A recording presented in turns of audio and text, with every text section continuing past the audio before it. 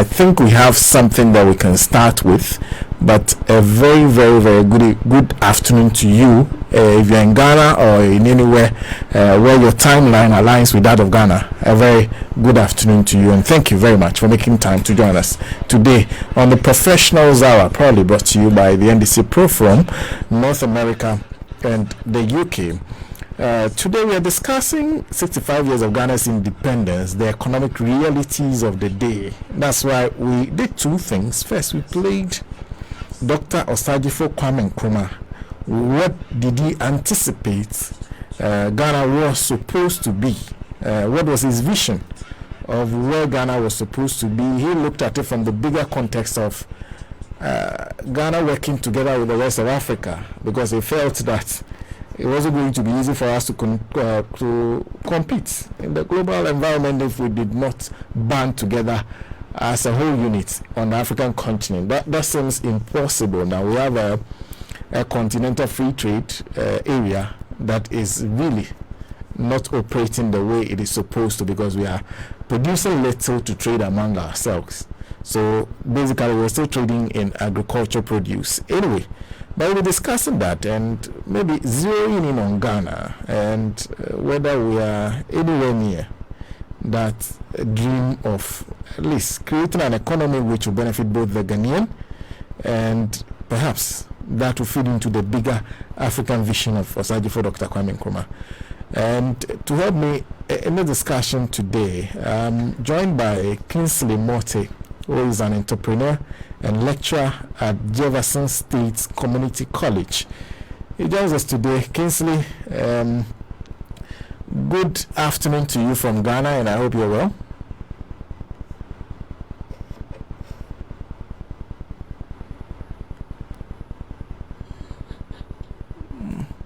Well, okay, so I think I put out my Zoom there. So those of you who are joining me on Zoom, I'd like to say good afternoon to you. Let me start with Elikem Komla Mortey, who I've already introduced to everybody else, but I guess he didn't hear me.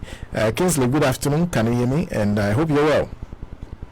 Sena, I'm doing well. I didn't. Well, unless maybe the line went in and out, but I did not hear. I'm doing very well. How about you? Yeah, I'm also doing well. I think for a moment there I forgot that we're operating on a Zoom platform. So I was speaking to everybody else on the channels that we are going live on, and I wasn't speaking to those of you on the Zoom platform.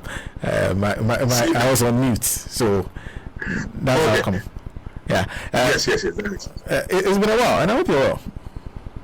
But I'm doing very well. Yes, I've been on these streets and pushing it one day at a time. Unfortunately, you people have put me on standby. So you mind these people? They put me on standby. So maybe I'm only a replacement party. No. It's wonderful to have you on the show today.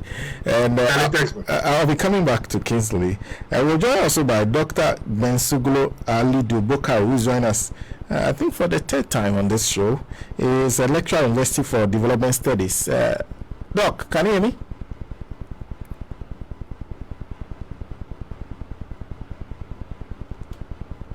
Dr. Alidu, can you hear me? I think Doc cannot hear me. We'd have to draw his attention, and then we can have we can bring Doc on. But let me introduce someone who is joining us for the first time, Dr. Salifu, who is President Moro Institute of Technology. Doc, thank you for joining us. And I don't know whether to greet you good afternoon, but good afternoon from Ghana. I think it's almost afternoon, but we are still in the morning. Okay. It's wonderful to have you on the show, and I spent some time to check your background, and there's so much that you're doing that is difficult to point to one, but I think a lot of them centers around your work in the banking sector, in education, and then also you seem to have a special interest in human resource development. Yes, precisely. I'm an organization and management specialist, so that made me to engage in a lot of things in the past. And I'm capable of doing anything related to management or organization. That is wonderful to have you on. And I hope everything is going well at the Institute. Wonderful. We are doing great. Well, it's nice to have Doc on. I don't know if Dr. Gbensuglo can hear me now. if they can't hear me, then I'll give Dr. Justice Salifu a sort of a baptism of fire, and start with him by first taking his thoughts first on. I don't know if you have any personal stance on the independence of Ghana, because nowadays it's also become a matter and a subject of debate. Even the issue of how did we acquire independence, who should we be giving credit to, is become a matter of argument and debate nowadays. Any thoughts on independence? Well, thank you very much for inviting me, and also my best regards to your viewers. You know, independence should mean completely detached from someone's control. And the expectation after 1957, 6th March 1957, was that Ghana was going to be on its own. Nkrumah set the tone, and he explained his vision in very few words to prove to the world that the black man can also run his own affairs. Just not to run it, but to create an example for the world to believe that given freedom, people can do great things. So he started industrialization. He invested in the infrastructure of the country as a way of getting us to take off. But today we can see what is going on. And Nkrumah would be very disappointed if he were to come back and see what is happening to his country. Nkrumah inherited a very difficult situation because there was high expectation for Ghana to change into paradise immediately. People were impatient with him. He had a lot of people even trying to kill him.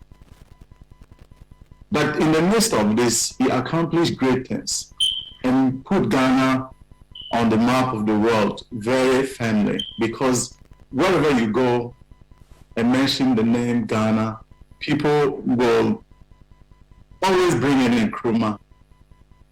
And for me, independence, like Nkrumah put it, will be meaningless if there's no total liberation of Africa.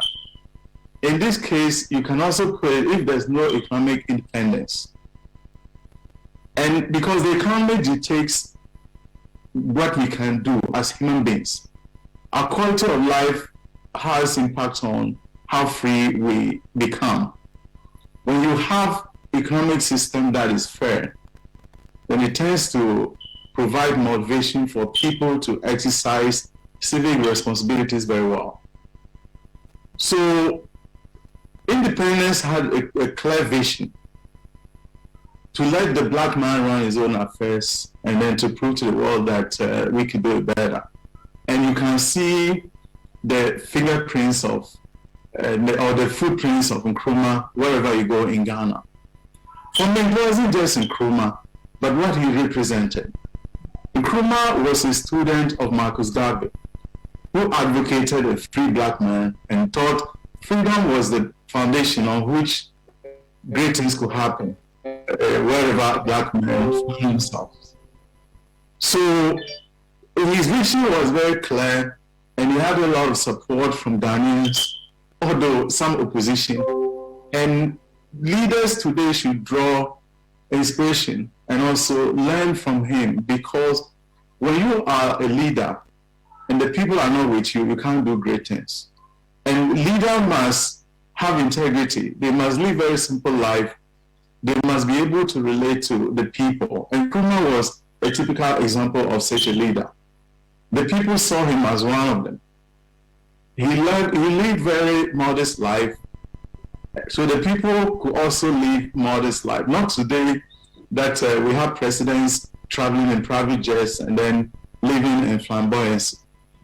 So principally, the purpose of independence seemed to have been, changing gradually because of the human condition we see in our country today. Hopelessness is growing. So I think the vision of Nkrumah should be incorporated into everything we do. That will make our country great and strong, as our national anthem, emphasized. Well, I'll come to the economic realities of today, because whilst we are talking, I think there are two words that always come up, because Nkrumah talks about two things. That we had freedom, but then he said there was a need for total liberation. You talk about the developing a fair economic system that allows people to be able to recognize their full potential. As a leader, when you assess where we've come from throughout, are we any close to that? Certainly, we have missed our exit as a nation, because the expectation was that we'll build strong economy. Once we build strong economy, everything else can come with it. Because the basic things that we need in the country, protection we need, can only come if the country is economy is structured such that we can rely on it to do maintenance. Even the basic freedoms that we've been advocating for, we should have, that lately have been denied. For example, freedom of speech and all that. They all flourish when the economy is strong. People can earn living, they can be free, they don't depend on government for everything. So a free society, has some congruence with a free economy. A quality of life determine how civically inclined people are. So if you look at our economy from 2016 to now, you can see what we have done to our economy. It means that the despondency will continue to grow if we don't go back to basics. So Nkrumah had a clear vision. He wanted to make Ghana an example. Therefore, he went the industrialization way. We built a lot of factories that we have sold, and we can't even revive one. Nkrumah was a genius and was well respected by his peers, because allegations like he has stolen Ghana's money and all that could not be said of him. He demonstrated integrity. And as a leader, that's what you should do. So Ghana was on the path to becoming very successful. And then it was truncated when the coup happened. And subsequently, we've had very, bad leadership. If you look at those who overthrew Nkrumah, they even protested when he was fighting for independence. And you see the UP group, they have become very good at protesting and very bad in leadership. So anytime they lead, you see problems here and there, because their movement or party was founded on the protest motivation. So Nkrumah was a great symbol of hope. And then that hope was rejuvenated when PNDC happened, because PNDC's vision was very clear: to transform the social and economic order of our country. And you could see the great things they did, the equity they created in our society. NDC took over to consolidate it. And you can see most of the great things that happened in Rawley's first term. But at some point in time, when the MPP came in, they monetized the economy. They now try to create a lot of difficulties on the way of the poor to become successful. And you can see it gradually manifesting in the way they govern, and even currently how they govern. So the hope is still there. As a country, we need to have hope. But the performance of some leaders have left a lot of room for criticisms. And we should keep pointing some of these things out to guide future leaders. Well, Doc, I'll come back to you. I think one thing Kuma was right about anyway was that the black man was capable of managing his own affairs. I'll come back to you because you are. I'm sure you've met several other Ghanaians and Africans who are doing quite well in running very huge institutions, including yourself, who is also running an institute outside this country. But I'll come back to you shortly. Let me see if I can get Dr. Gbensuglo on. Doc, can you hear me? Yeah, I can hear you. It's wonderful to have you on, and I can hear you clearly, and I hope you're well. Yeah, I'm doing well. I hope you're also doing well. By the grace of God, you are in Ghana. Oh yes, thanks for having me for the third time on your program.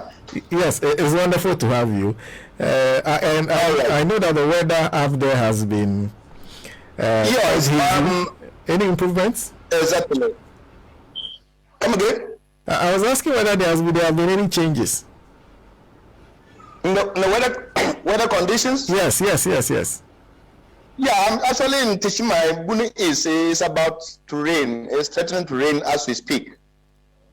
Oh. I left Tamale yesterday. I'm currently in Tishima. Oh, okay. So Buni is, yes. Oh, so Buni is regional capital. Yeah. You've moved from one area when it comes to the weather to another one.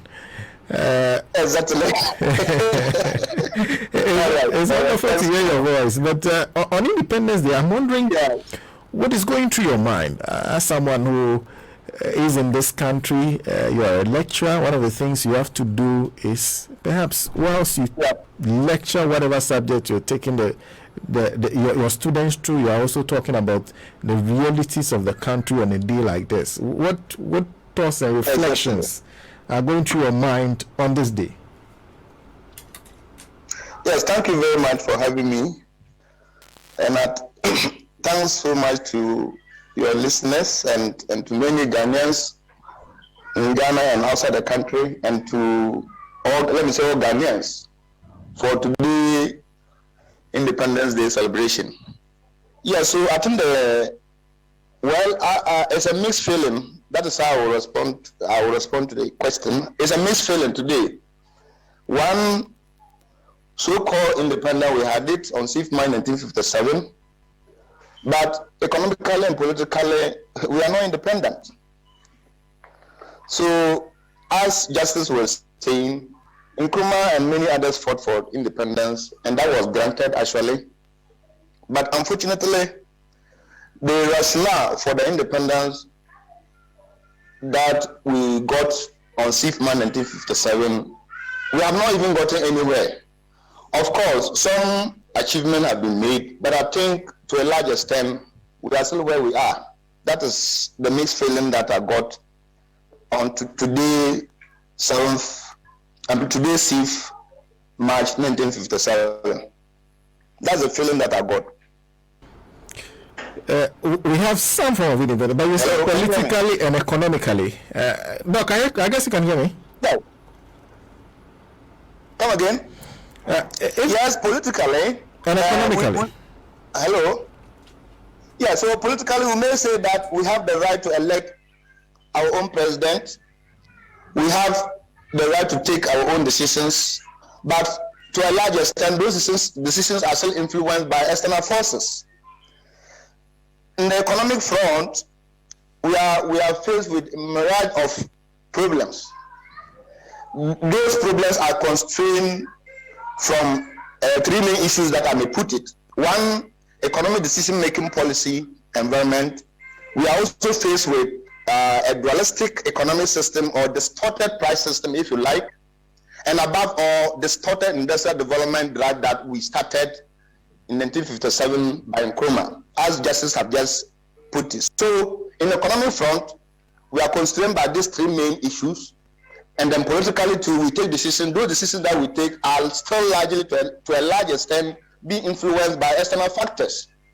First, what decision can you take on your own if you don't rely on IMF, as we are just being told currently? We've seen it over the years, 1983, 1990, now back to IMF. We are still debating whether to go or not, whether to implement e-levy order. So all those decisions still have some bearing on external elements. But what I'm trying to say is that politically, we think we say we gain independence. That is okay. We have moved 65 years, have that sovereign, political and legal sovereignty of a nation called Ghana. But economically, we are still dependent on those people that we said they should grant an independence.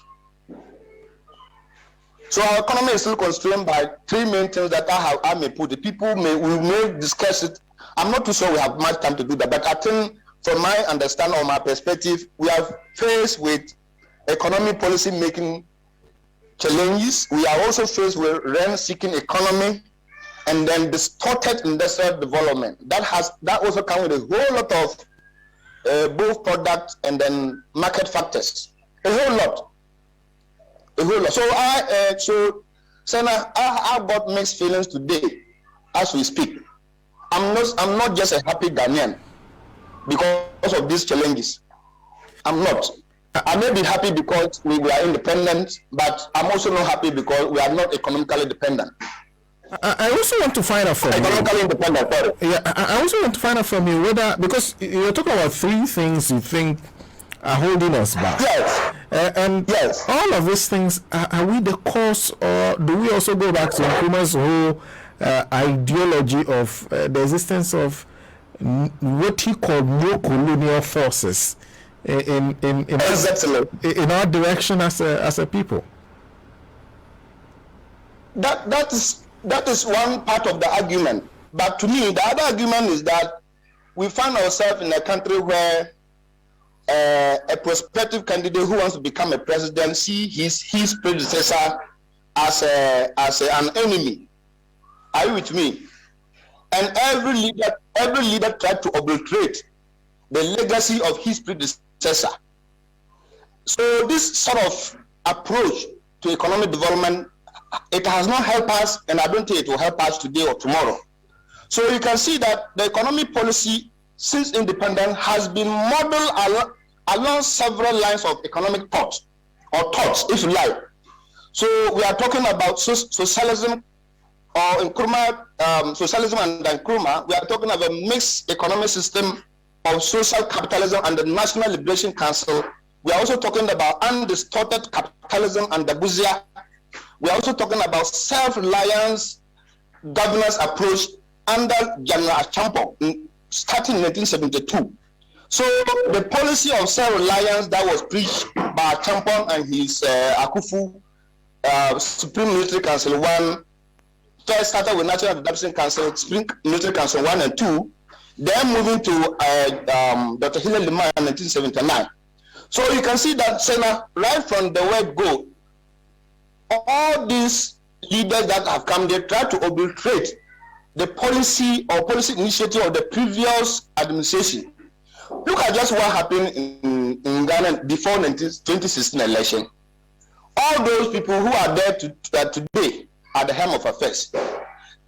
Why didn't we hear about them calling names about the ex-president Muhammad being incompetent and all that kind of thing? So that is the point I'm making. I'm saying that we as a country since independence, we have tried all manner of policies, models, theories, if you like, but they have not landed us anywhere. We can talk about the Western model, the socialist model, the trickle-down approach, the human resources approach, a host of theories. That's one side of it.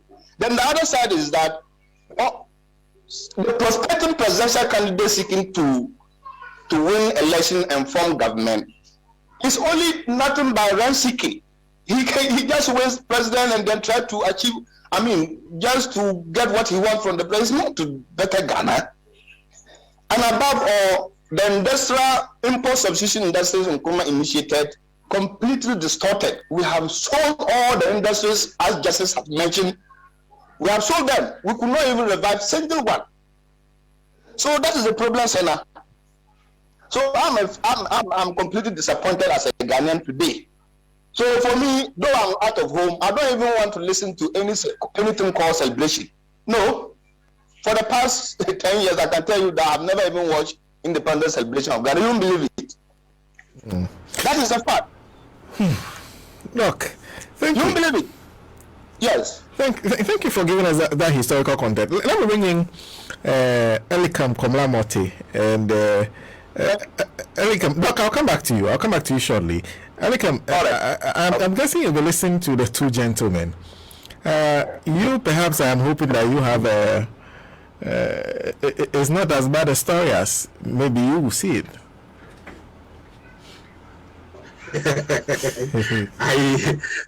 Greetings to you and our cherished listeners and viewers, and we are all very excited of the where Radio Good has come, how far Radio Good has come, and now that Radio Good is working towards being back fully, the people of Ghana are excited. Many discerning listeners are very excited that Radio Good will be back. But on the matter of our 65th Independence Day, no, unfortunately, Sena, I wish I had a better news, but I'm not happy. I am not happy because, Sena, again, we've all seen what has just happened in the Cape Coast. Very shambolic. The fact that Ghanaians are not even willing to appear. And again, now my colleagues have given historical antecedents, so I am not too much interested in going into all of that. We all know how far we have come through the various leaderships until, of course, 1951, 12th of February, when Kwame Nkrumah was released from prison to lead government business. And he did that throughout and became the leader of Ghana in 1957. And we went through all of that till 1960. When we had our issues, and then of course General Anka took over, and we all know how he ended up with his attempted intervention in the matter of the Biafra in Nigeria, and how he was he has to leave office. And I'm just getting there, stopping there, because of corruption allegations against him back in 1960, around 66 to 69. The issue of corruption that caused J. Yangra to leave office. Where we are today as a people, if some of those things have happened in the then Ghana, you would have to leave office. Some of the things that we are seeing today. You see, so if you look at Ghana and you look at even some of the African countries, like we've seen what John Magufuli has done in his short term time until he became notoriously interested against COVID, and for which led to his death. In Tanzania, if we see what Paul Kagame is doing in Rwanda now, you cannot, I mean, not to talk about, not to go to the areas of Singapore, when just one man, Lee Kuan Yew, could just decide that we are going to change this country, the destiny of this country, and indeed have pushed and have changed. A country that has no bauxite, no mineral resources. So, coming to our country, Ghana, where I believe strongly, from the budget that we have seen, over $5 million expenditure on celebration of a birthday that we cannot point to anything, where we are still asking the people of Ghana to pay e-levies. One would have thought that a day like that, $5 million could have been used to buy hospital beds, to put up a wall, to put up something that we can use to have mark our Independence Day. What I'm saying to you, Sena, is that if we saw how Nana Bidanka Fathers blew in 2017, $5 million Ghana cedis on our Independence Day, and then it has done that throughout until 2020 that it didn't happen. So if we see how much money the country spends on even Independence Day alone, if we were using that money to put up some edifices that we can point at and say, oh, when Ghana was 60 years old, this is what we did. We all remember the story of Tarzan, and then the 50th celebration 15 years ago, and President Kufuor, how the attempt was made to build a toilet, which we all saw there when the account was rendered.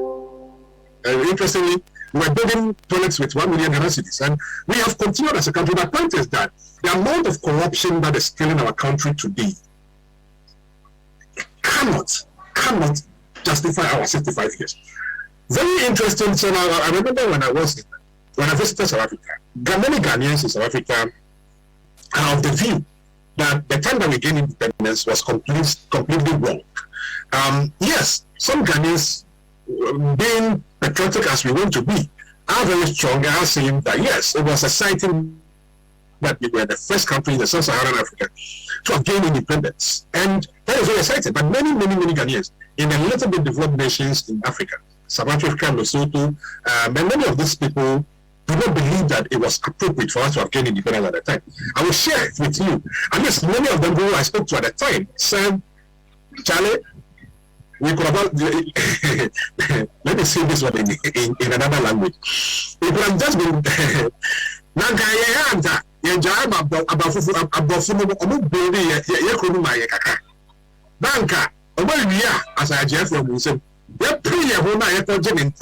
and then Obede, can you teach like the Mekaka? Can I do you see the Finemico Dokwado? Indeed, I've been a Ghanaian. I feel strong that probably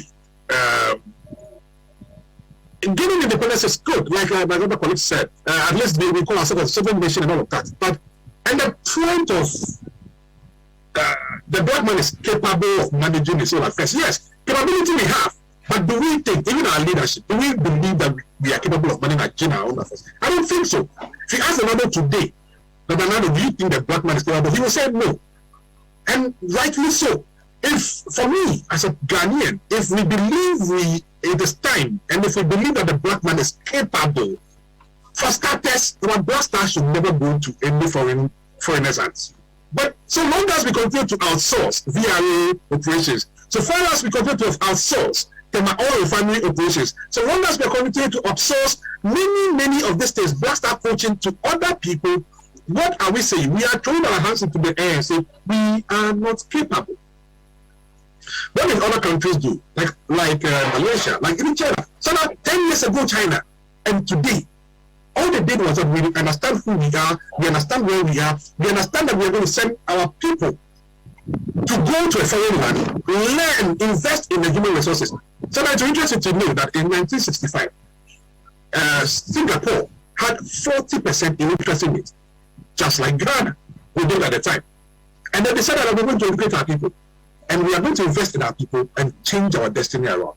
See, even scholarship that is supposed to help Ghanaians be better, it's riddled with corruption. We also saw how Joseph was giving scholarship to go and study as an MP. That is the country that we belong to. That is the country that we are in. Well, even when our people decide to go and train themselves and come back home, they are vilified and mistreated. You cannot even go through a basic process of registering business or doing anything meaningful in Ghana without corruption.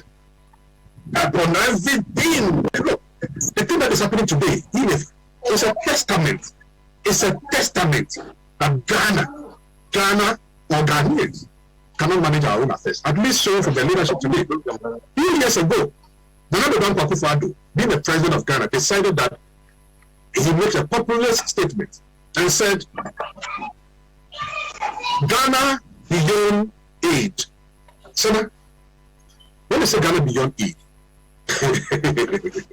and you rented a jet, $77,000. $77,000 an hour, and fly to other countries and go and tell them that now Ghana is beyond aid. And here we are today. Who is that? March 6, 2022, and our debt to GDP ratio is 86%, and our debt is choking us. Just 15 years ago, and the President Kufuor, we went to hippie and became debt-free. 15 years, we have been able to successfully accumulate debt so much that we are almost at the point where the whole country does not belong to us anymore. Technically speaking, Ghana, we own just about 14% of Ghana as a country. How can you have the guts to still drive V8 to Cape Coast, to go and stand and receive salute? And interestingly, missing out of this year is the NAPCO that Alado decided to think that is a political statement. NAPCO used to match in every 6 months. Where were they today? So Sena, no, I'm not excited as a Ghanaian. I wish I was. I wish that we would decide. Sena, as a person, as an individual Ghanaian, if you decide today, even an uneducated Ghanaian can literally decide that, look, from today I will better my life and re-enroll themselves into GSS and still probably be able to finish university in 10 years. You can do that. Why can't a country, Ghana, put ourselves back into GSS and still finish university in 10 years and become a better country?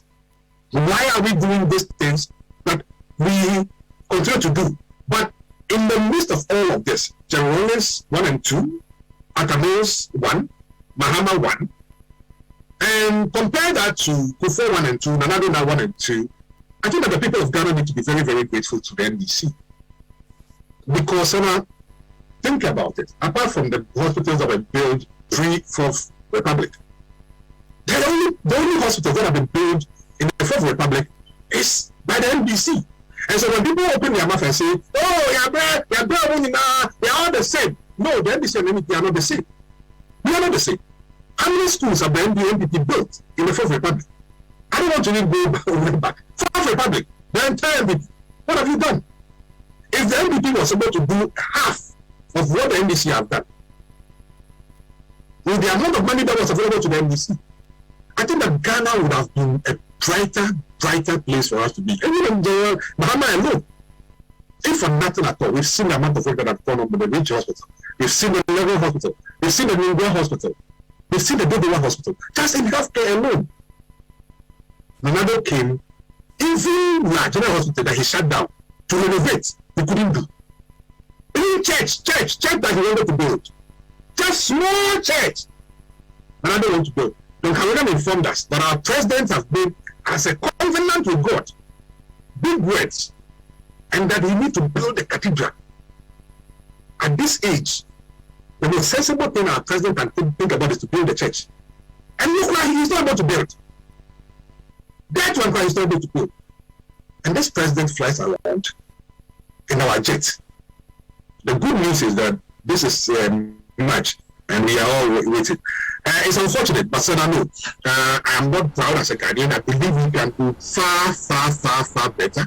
Looking at many of our people, looking at many other countries in Nigeria. We saw again the development that happened under President Goodluck Jonathan. A short period of time, many of these countries around, there is nothing when you see the strength of some other countries. And if all we are mentioning is developed nation, then people could say that no, maybe we can't compare ourselves to them. But mark my words, in the next 5 years, even today, go to Rwanda and see. We cannot possibly compare ourselves to Rwanda. We can't. And this is Ghana. And war-torn Rwanda decided that look, we're going to change things around. And look at where they are today. People in Africa are begging to go to school in Rwanda. People in South Africa are begging to go to school in Rwanda.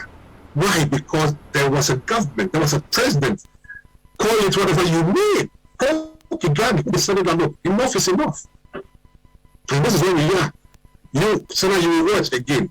Very soon, Liberia, if they stay a little bit more focused, already the Liberia is like Ghana, right? A country that has been through several wars until our lifetime. Just a little bit of focus, they may become better than us. And it is time we stop the childishness. It is time we put laws in place. So we need to put in laws. In America, in the UK, in Spain, you don't hear any president or any government official sick and they fly them out. I think one of the things I think what I have to do now, because I'll come back to you to ask you questions about how you think the current challenges you have identified, the things we're seeing, can be averted. So I'll ask you to hold your horse for me now. And let me jump back to Dr. Salifu. Doc, you heard Elikem, you heard Dr. Alidu first. Dr. Alidu was talking about the fact of the inconsistency even in the choices you have made, both on the political front, the economic front. You are moving through our history, you see different types of government, everyone with his own ideas as to how things can be run. Can that also be a reason for where we are?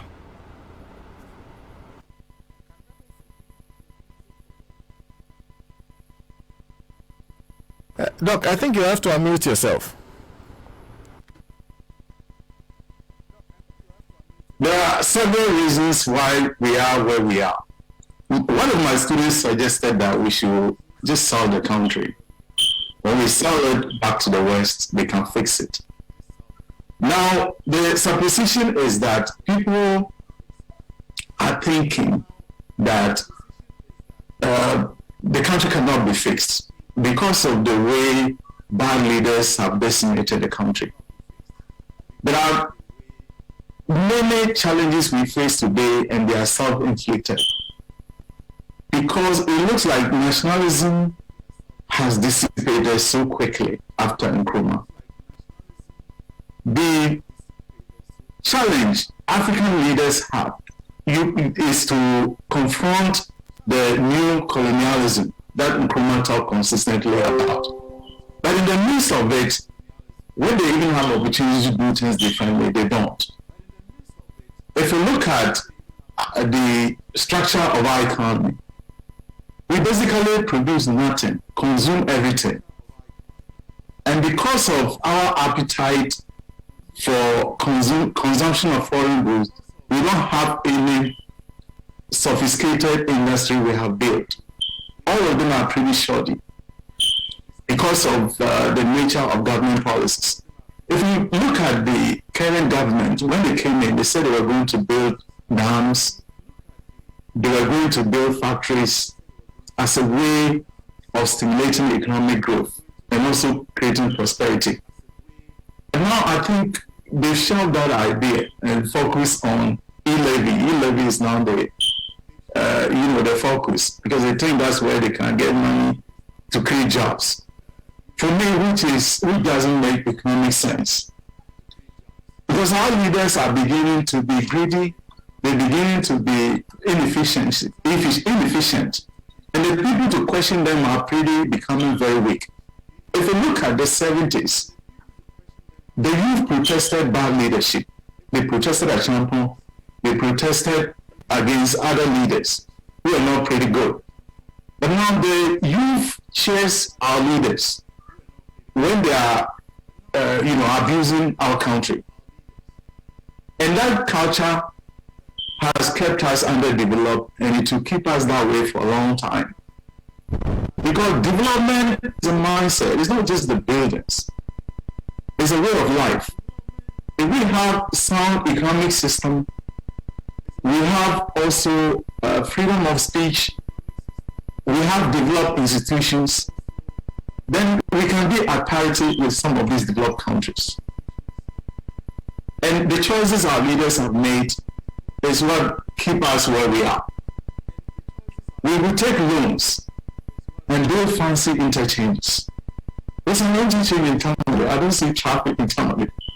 When those cuckoo farms are not well done. When Jay Rawlings came, he came with a very clear vision.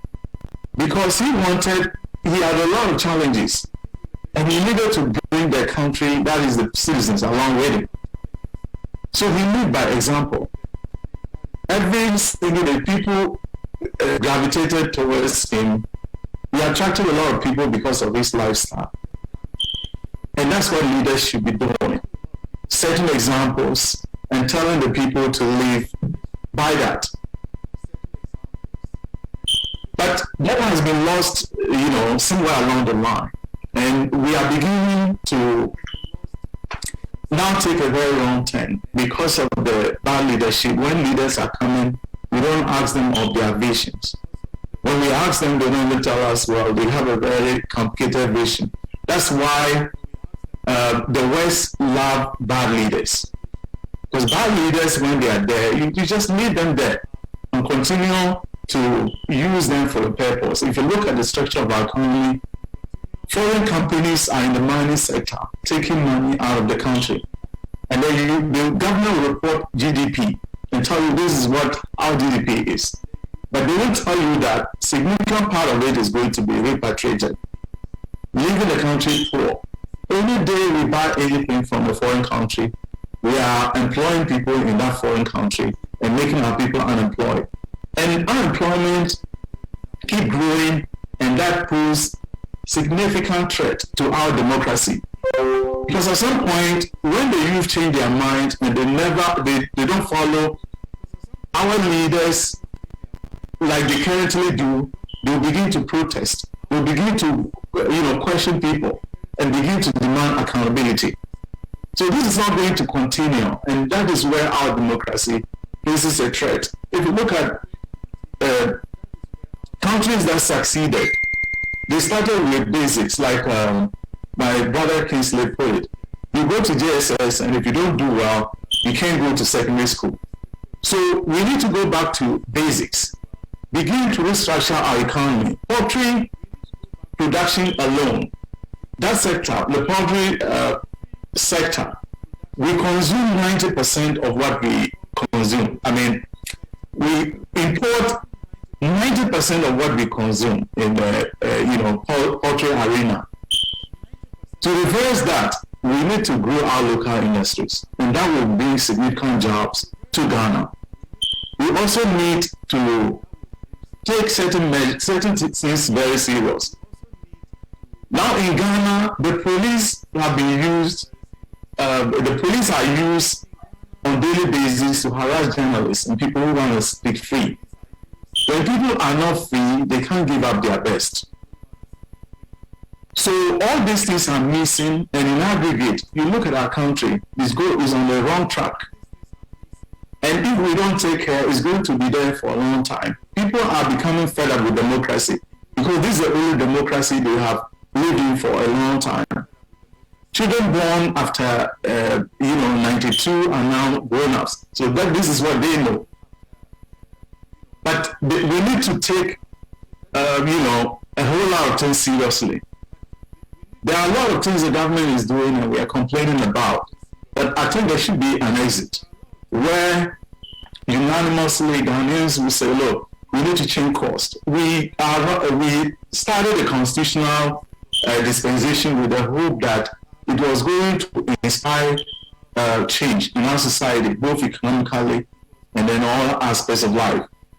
But it looks like it's not doing it, and people are fed up with it. The problem is not democracy. The problem is the people that are running it, that are, on top of the our country chart.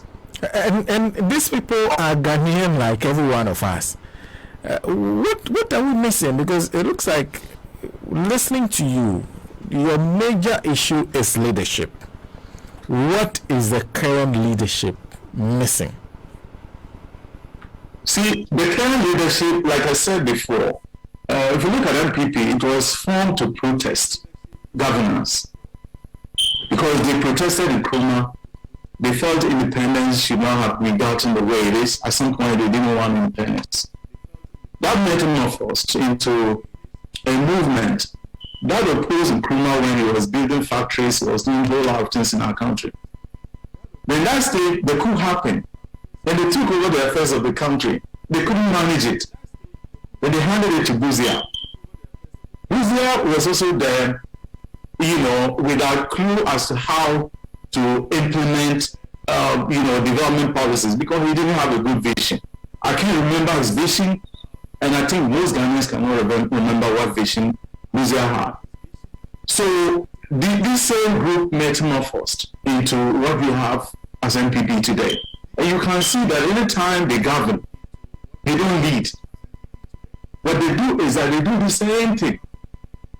They create economic mess. They wear suits and white, I don't know, we say that when someone wears the white clothes all the time, Washington, to camouflage Ghanaians and then govern in a way that doesn't meet our aspirations. But they are able to understand the psychology of Ghanaians, and they pass on it to run the country in a very bad way.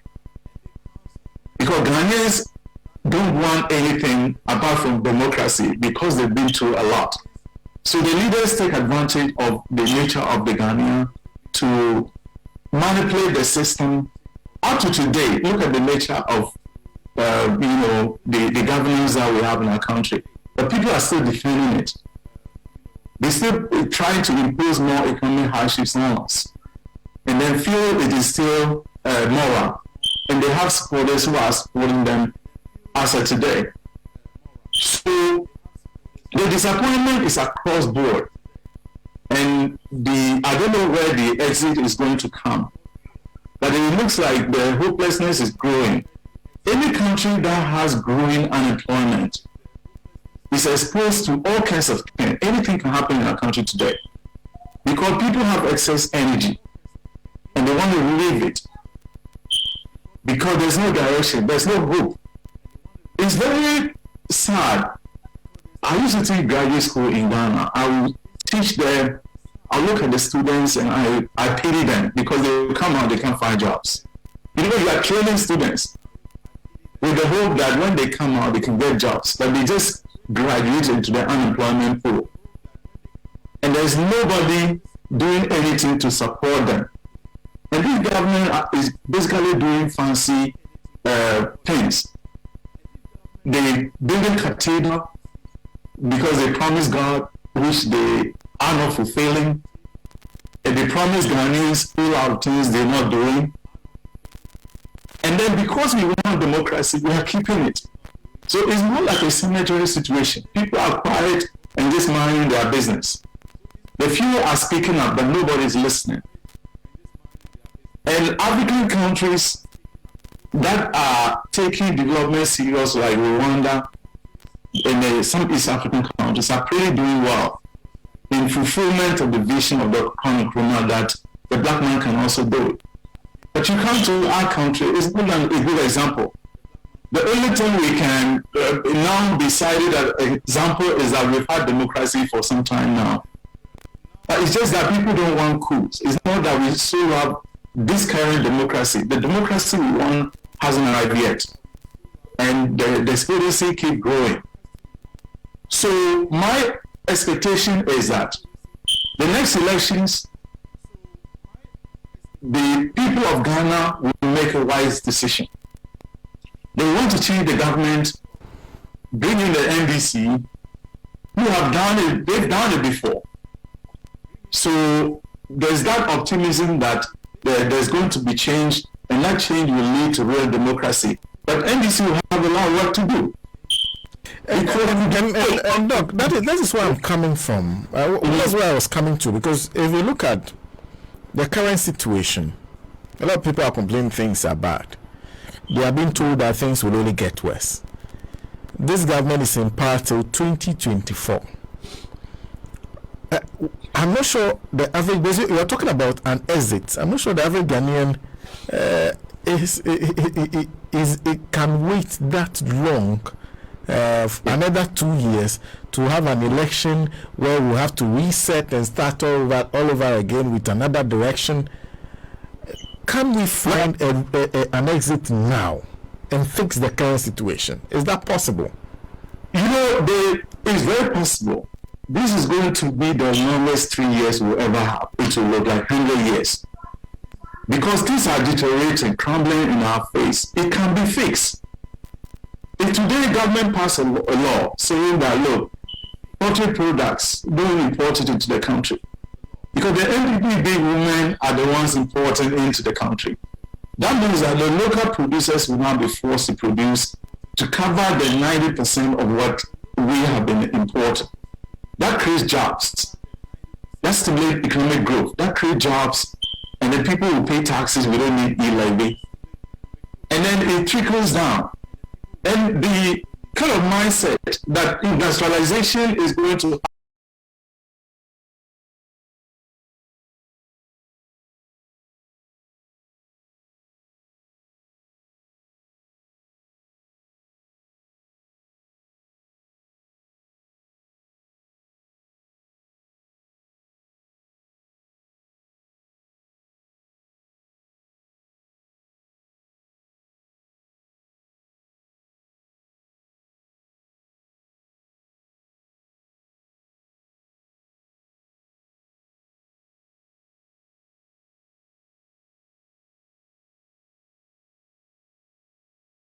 70% of our tax revenue goes towards current expenditure, which is mainly the salaries that we pay to people for doing nothing. NPP created chief executive positions for companies that never existed. Look at the Qatar Defense War. There's a chief executive for it.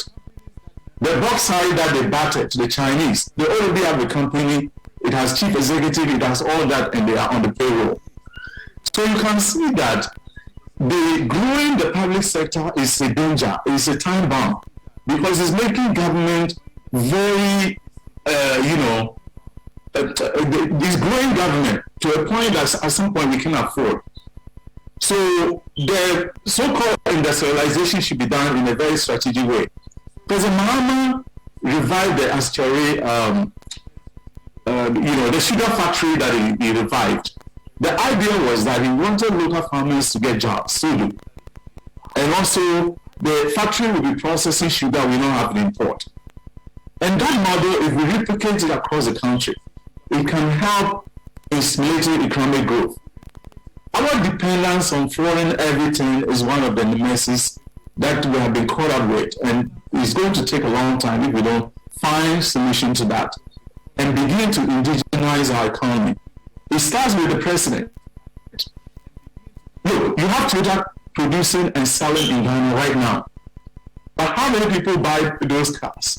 The president is driving Lexus, which is American model. It means it was imported from America. Toyota is in his company, in his country. So we need to kind of put out to some of these things and begin to make our lifestyle pretty easy. Rollins did that, and that endeared him to people. Leader, if you don't have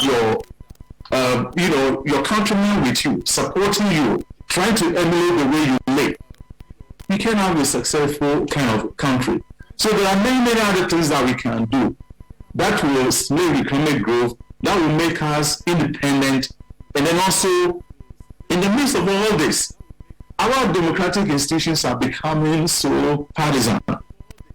And we need to do something about that.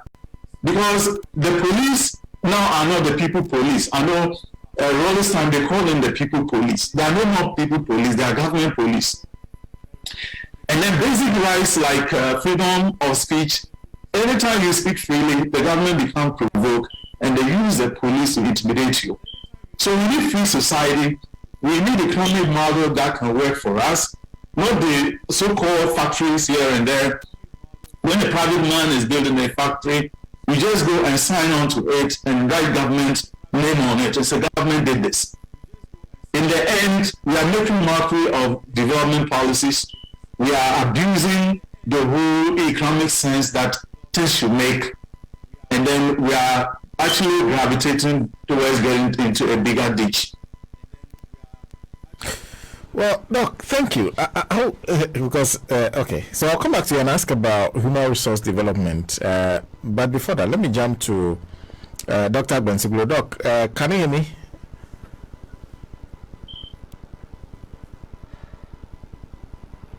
Hello, Dr. Gbensuglo. You would have to unmute yourself.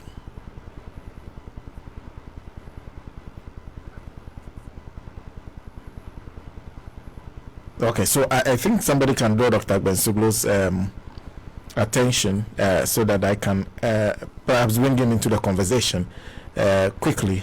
But in the meantime, I'll jump to the president. I can hear you now. Okay, Doc. Thank you. Yeah, I can hear you. I guess you've been listening to the other panelists, and you mentioned a couple of things. I was just listening to Dr. Salifu, and two areas he was talking about the same areas you had an issue with. Political, economic, the two areas. Yes. He talks about the freedoms we enjoy currently, the kind of things that are done to curtail those freedoms, and then he also talks about the economic environment. Is that all historical, or is the current leadership that we have? How do we just go back and say, oh, is the way it has always been, or do we look at the current leadership and scrutinize them? Yeah, I think it's both historical and then current leadership. Let me start it this way. The problems we are facing today, started on 24 February 1966. Believe it or not.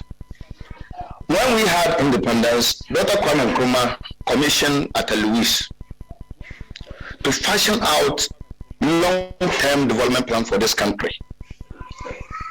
He actually got a lot of advice from these renowned economists, right? And so Nkrumah started what we call a big push, primarily involving a major investment effort. It was a strategy that he actually adopted, centered around an industrialization drive, building import substitutions industries around the country, and then export substitutions. Okay, that also bring what we call structural change and less open economy. And his policy was largely, let me put it this way, emphasize, it was largely through instrumentality of the state. That is purely social social policy or socialism model of economic development. I think that people may have different problems with that model, but to a large extent, if we had not overthrown Nkrumah, despite all the issues and all that, I thought Ghana would have been one of the best economies in Africa, if not first economy, but it would have been among the best economies. But today, that 24th February 66 coup did not only distort our political front, but also economically. It has introduced what I will refer to as economic dependent model. Why do I say so? Because the initiatives started by Nkrumah that would have put Ghana to a situation where we will no longer import, rather we produce, feed our country, our industries, feed our citizens, and also consume what we produce. So we may import, but less, it may be less, but not now. The 24th February coup d'etat actually produced dependent economy. So from 24th February 1966 up to today, March 2022 is what I will refer to as the economy from then is what I refer to as rent-seeking political economy. Let me start it this way. That coup led to now contradictions and inconsistencies in policies fashioned out by the various government right away from National Liberation Council up to 1983 when Jerry Rawlings came and then made U-turn to the Bretton Woods institutions, and then they gave us what we call economic recovery program in April 1983. That has also got this country some level of sustained economic growth until 1992 when we went back to democratic era, if you like, dispensation.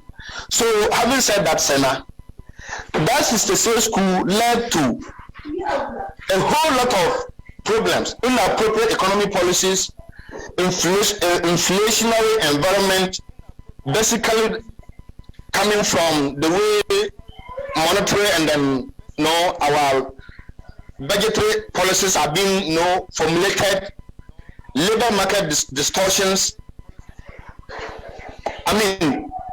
By unemployment and then underemployment, a low labor absorption. So in the industrial sector, the policies that Nkrumah started, the industrial drive that has also started right from independence, has also been distorted.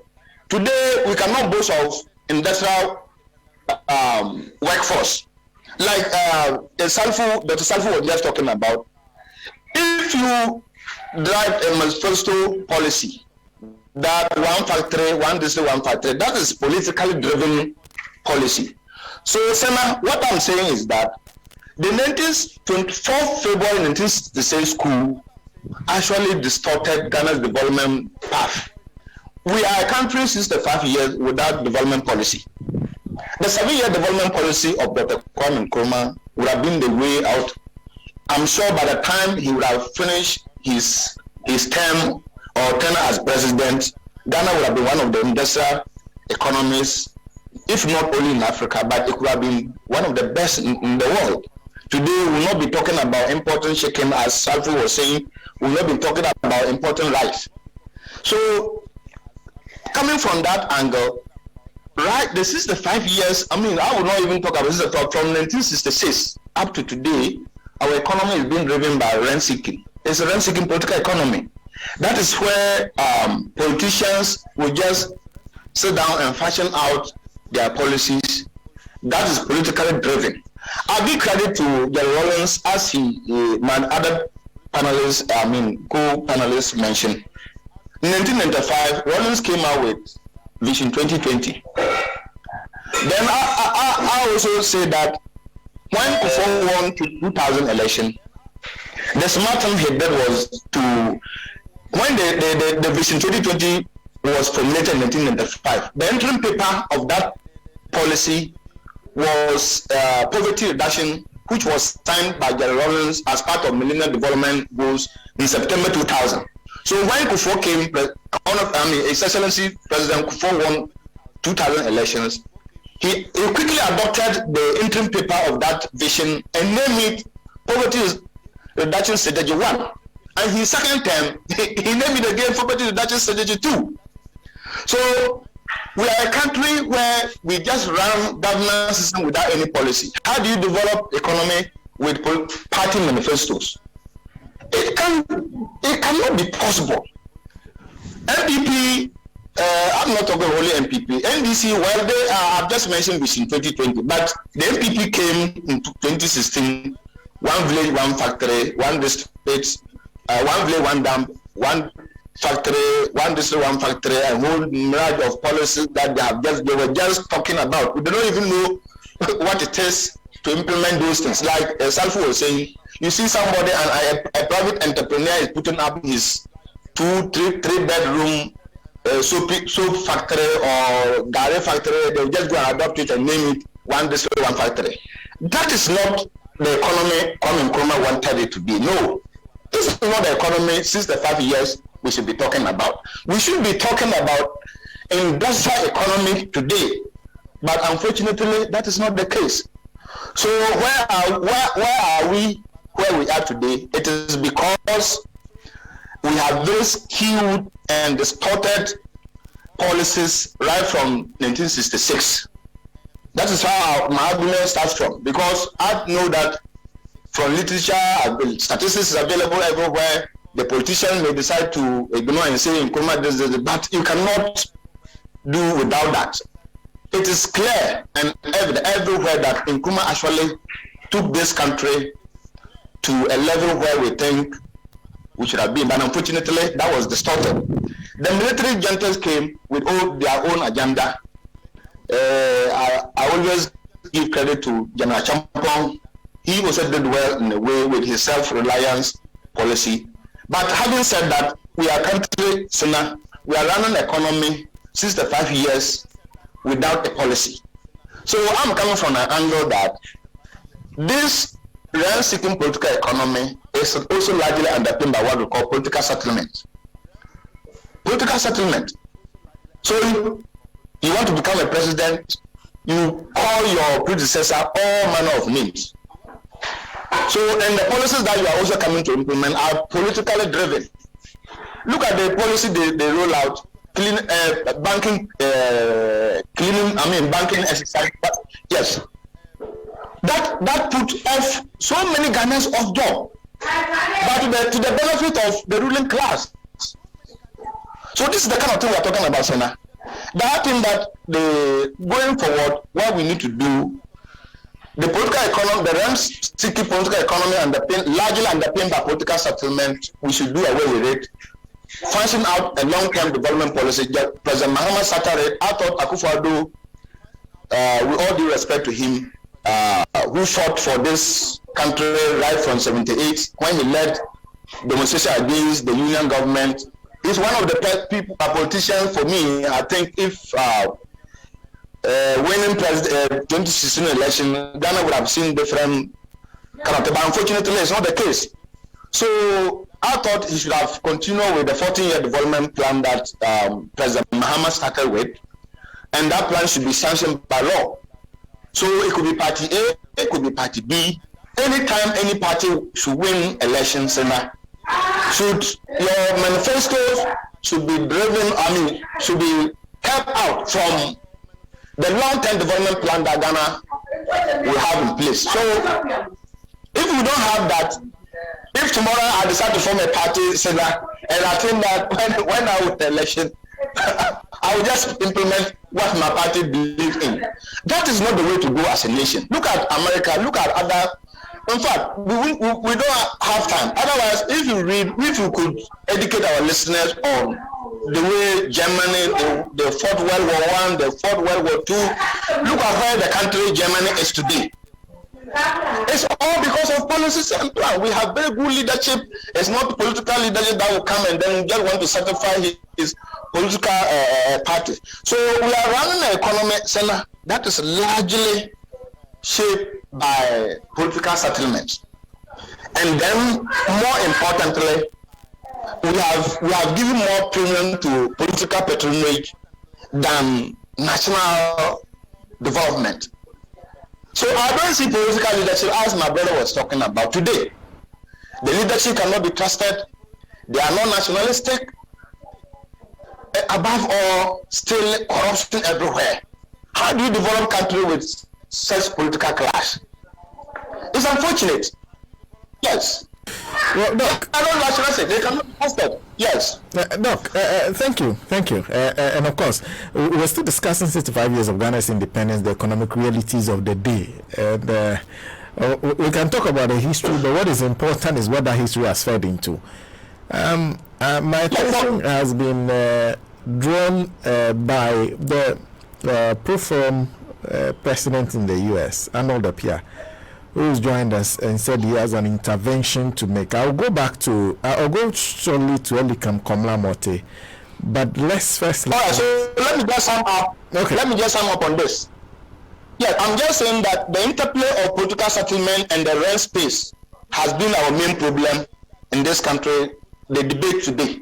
So until we move away from that, I don't think we'll moving forward, I suggest that we should move away from this political settlement and come up with a long-term development plan that will underpin all this kind of thing that we are talking about. So that any party that will win election today, tomorrow, should come out with policies emanating from the long-term development plan sanctioned by law. Okay. Arnold, if you can hear me, I can hear you. Okay. Thank you very much, Sena. Let me greet the panelists as well, and also wish all of us a happy Independence Day. What I would want to basically say is that, yes, we can discuss the Nkrumah era all the way to date. What the problem I believe that we face in Ghana in terms of independence has to do with systemic independence, how independent are our systems, and also the constitution that runs all of us. If you go into the constitution very well, the executive authority does not provide that independence for state institutions, organizations, and other statutory bodies to function on their own. In Ghana, there's one common saying that order from above. That order from above overrides almost everything. Sometimes it cuts through the judiciary, it cuts through the legislature, and even within the executive structure.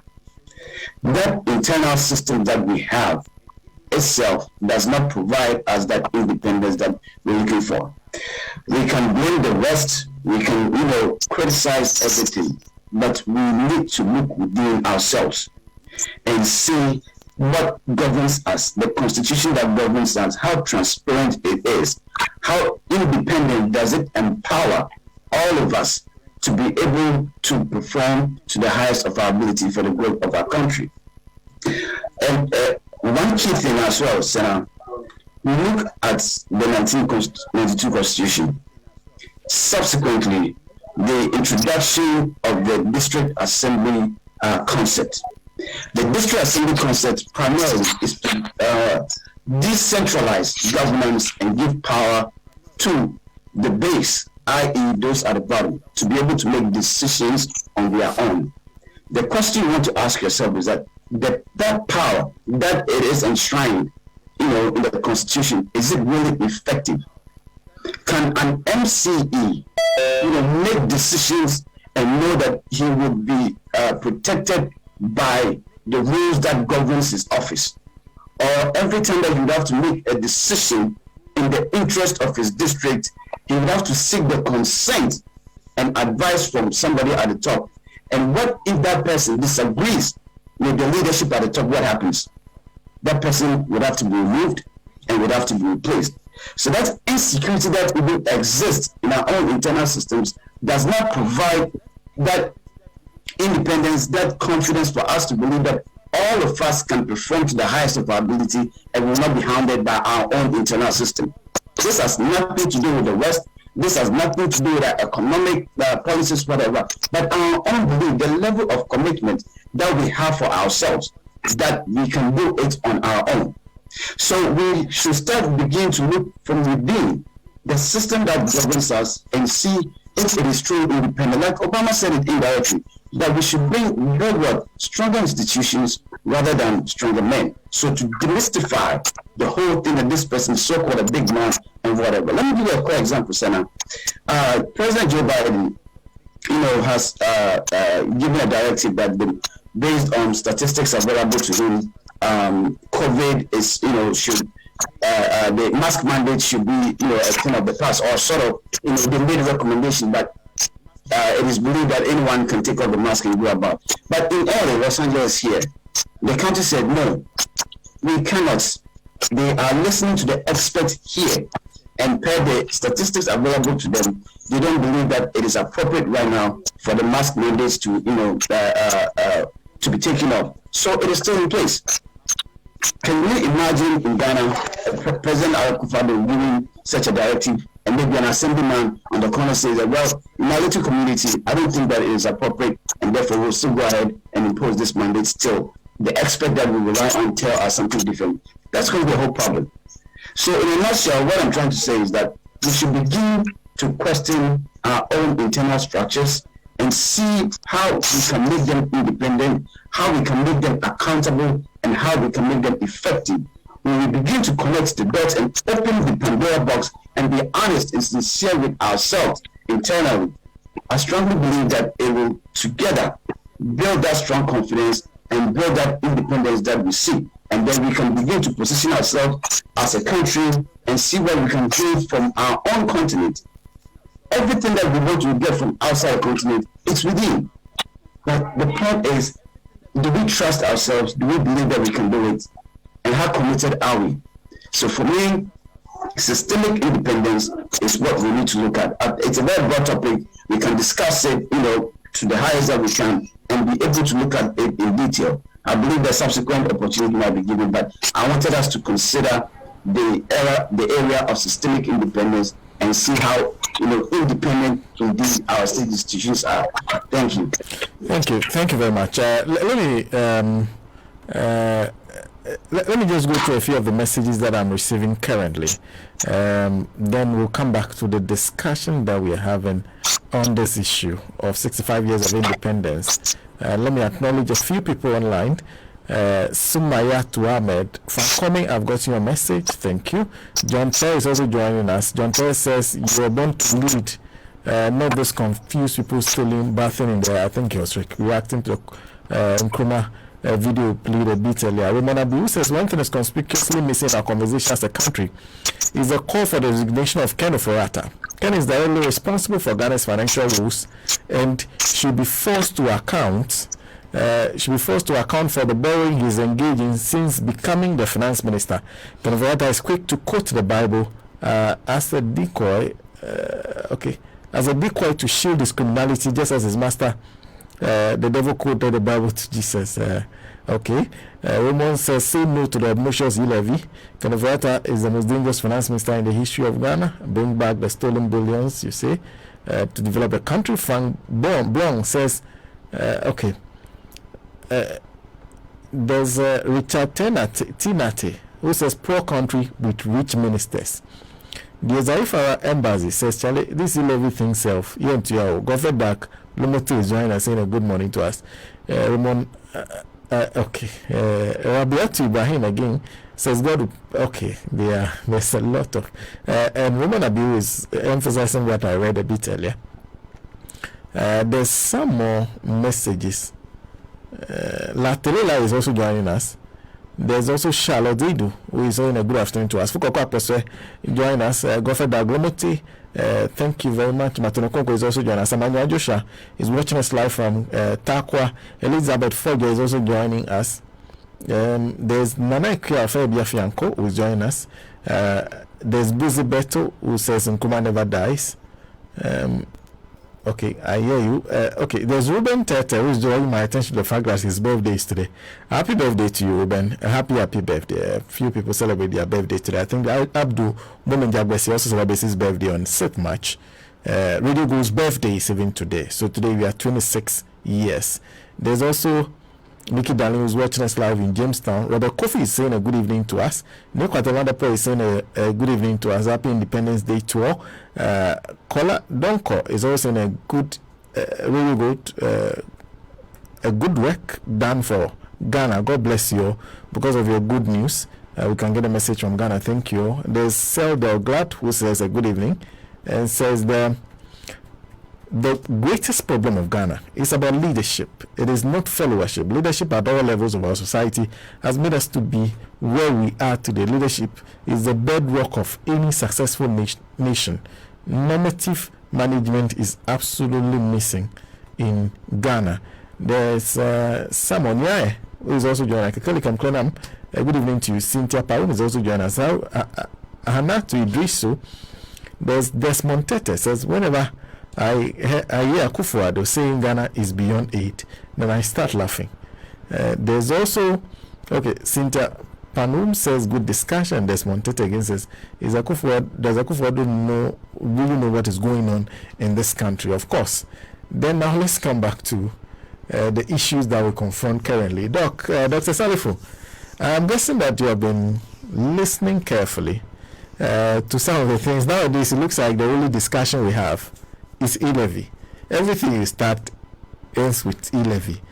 It seems we have gotten to a point where, and you have dealt with issues in the banking sector. There are those who said there are a couple of mistakes this government made when it came to power economically. One of them is what they did in the banking sector.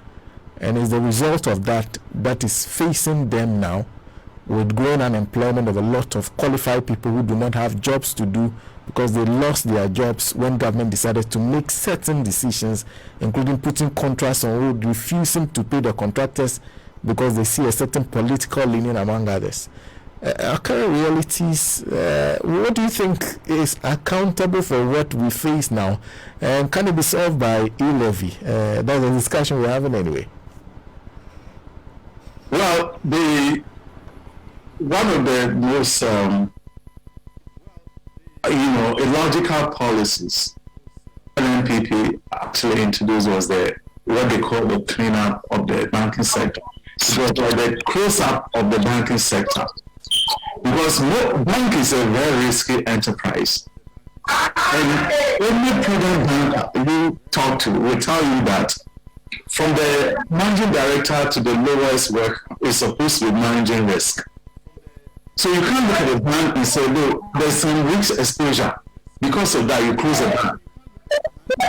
Closing the bank doesn't eliminate anything, but it takes away a lot of economic stimulations that banks bring to an economy.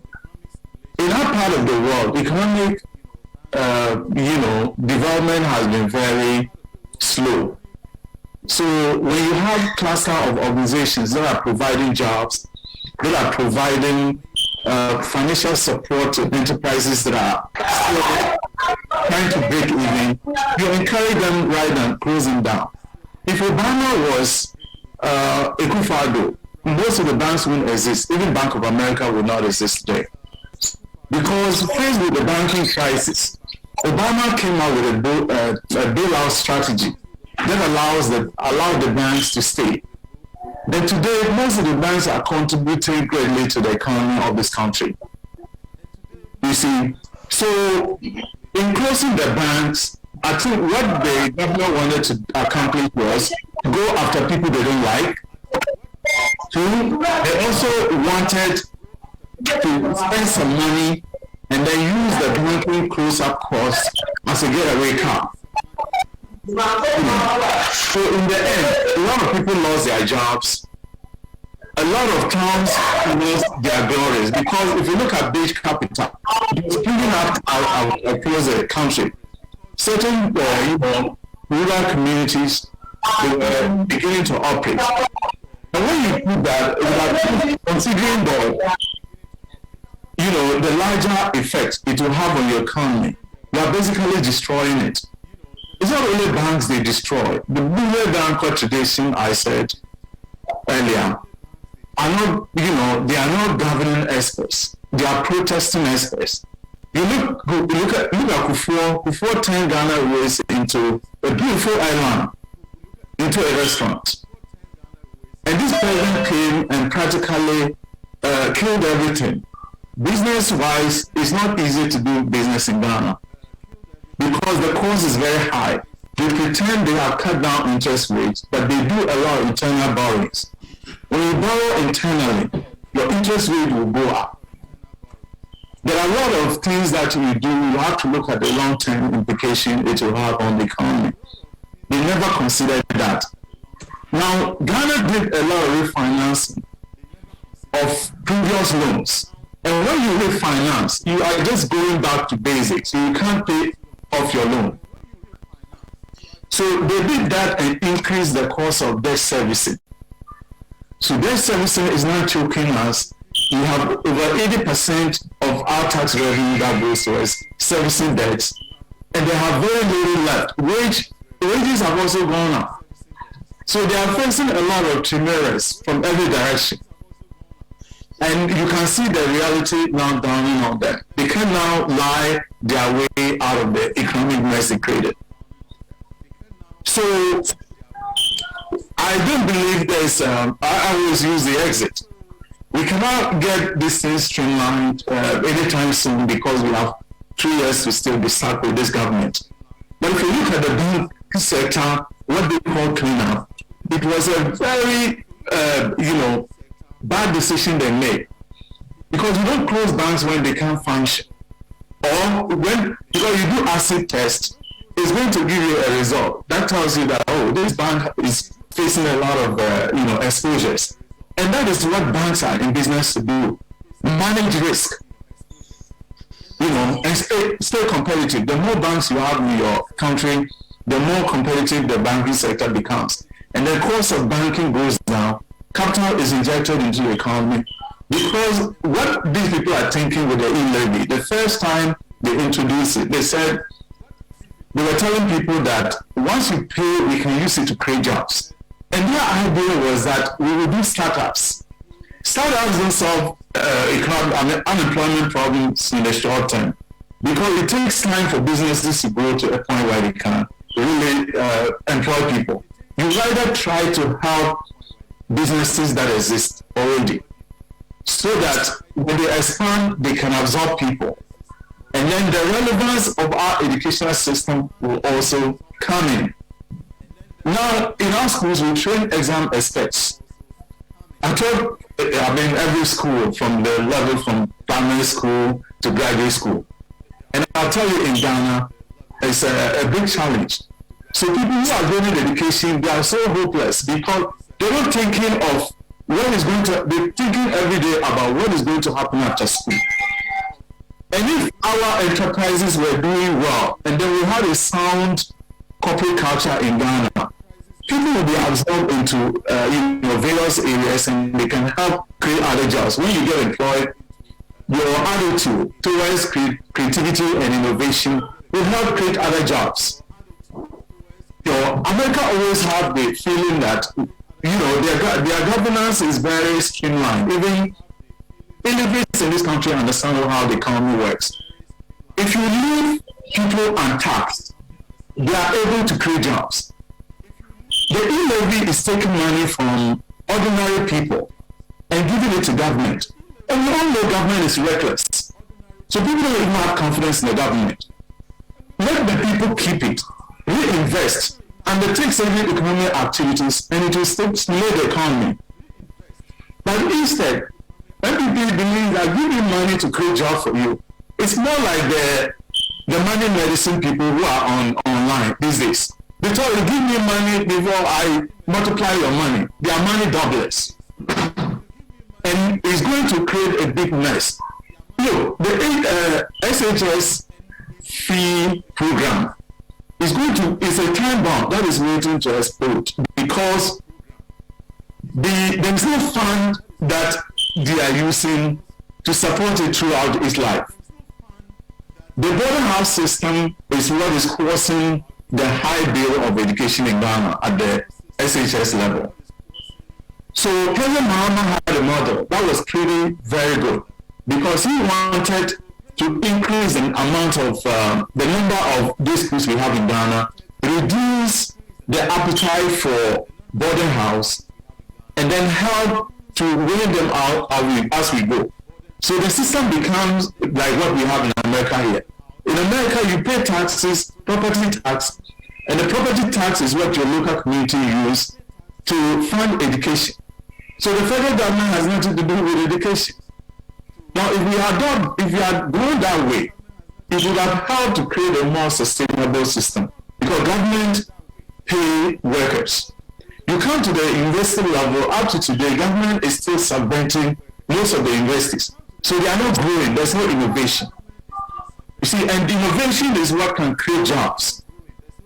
Because they are so dependent on government, they take fees, they give it to the government, and then the government will give it back to them as subvention. So they are pretty stunted, they don't grow. In Ghana, there's only one university, UPSA, that has global accreditation. Because they don't have incentive to do that. There's no key competition, they don't try to globalize. And if you go to Rwanda and other places, they are beginning to change the way they educate. Because you can dovetail that economic policy with your educational policy and begin to expand the economy to deal with challenges. So the e-levy for me is now a getaway car. And they know how Ghanaians think and feel. So I want at some point, if these people they keep insisting, let's pass the e-levy and see whether the economy, there will be any changes. Because even if the e-levy passed, it's not going to fix the mess that has been created. When MPP came, they were in hurry to drain the coffers as quickly as possible. It's like a rich man telling the children that I'm going to spend everything and die, so that you don't get anything. Fortunately, he spends the money and he's still alive. So MPP drained the coffers, thinking that there's a tendency they will lose the last election, they didn't. So now it has become the chimera around them, and they can't do anything without trying to, give us reasons. And e-levy introduction is just one of the reasons that they're trying to find to placate Ghanaians. But I have the sense that our economy can never get better if we don't have composite policies. And those composite policies will never come from the NPP, because their thinking is so shallow, and they are thinking more about developing their families, developing themselves to the larger picture. And like Marcus Garvey said, if you don't share your riches with the poor will share their poverty with you. And that is what is coming. You see people on the streets, everybody complaining. So now the poor is beginning to share their poverty with the rich, because they have stolen enough. Coffers are drained, they're looking for e-levy. Who is going to pay the e-levy? It's the same citizens who are so impoverished. So that cycle will continue. And a single country will have sound policies that will begin to split every sector. collapsing the banks was one of the biggest mistakes. People don't want to take loans in the bank. When I worked in the public sector in Ghana, they were following us. Every week you get an average of 50 text messages to come and take loan. Because they know you are a government employee. Therefore, you can pay easily. And the banks are becoming, they are not innovative. So instead of government to put money into this, things like research, like other things that can inspire new economic order, they rather investing in useless things like building the award house. To award who? DJ will call it celebrating in an empty festivity. Because we see ourselves as independent, we see ourselves as running our own economy, but indirectly, we have two class systems in Ghana. Those in power and those who are not. And the government, like I said before, loaded the public sector. So expenditure is choking the government. They have no reliable source of income to revenue to offset the bloated expenditure. So they are completely in a mess. The capital market is also not respectful of them. You can see the downgrading that happened with regards to the credit rating. I think if there should be any rating in Ghana today, Africa or world today, Ghana is going to score below C- if I were to grade it. Because there's very limited hope, and that has translated into a situation where the one running away from accountability because they don't want to go to IMF. IMF will want certain things to be done right. They want to find out why certain things are the way they are. Trying to collateralize everything. You take money, you take your inheritance, a farm, and you take loan against the farm. Your children will suffer. And that's exactly what they were trying to do with the e-levy. Once they get it passed, they will try to securitize the whole thing by going to the capital market and say, give us loans. When we take e-levy, we pay. That means that you have just attended an interview and then telling someone to give you money when you get your first salary. You haven't even started working. So that is what they want to play on Ghanaians, and this is one of the things you could just see that the current government is more like a 419 incorporated, where they are shopping for ways to shortcut Ghanaians every single day. And the youth must rise up, be wiser, begin to learn, and that we need to love our country first, hold our leaders accountable, and make them do the right things. Well, thank you, Doc. Let me jump back to Elikem Komla Mortey. Of course, because we need to conclude on his thoughts on what he thinks can be done to the Ghanaian situation before we come to the current one, because Elikem is an entrepreneur. One of the things that they plan to do with the e-levy is what they call U-Start. So if they do the e-levy, he can come from America and come and start here in Ghana again with the money that will be provided by the e-levy. By the meantime, I wanted to go back to you, because when you were talking about putting laws in place, we were particularly concerned about the president's inability to lead by example in this current difficulties, the expenditures that have been made. How do we always as a country make sure that our leadership shows the way? We're going to talk about before I moved on to the other panelists. Indeed, Sena, thank you again.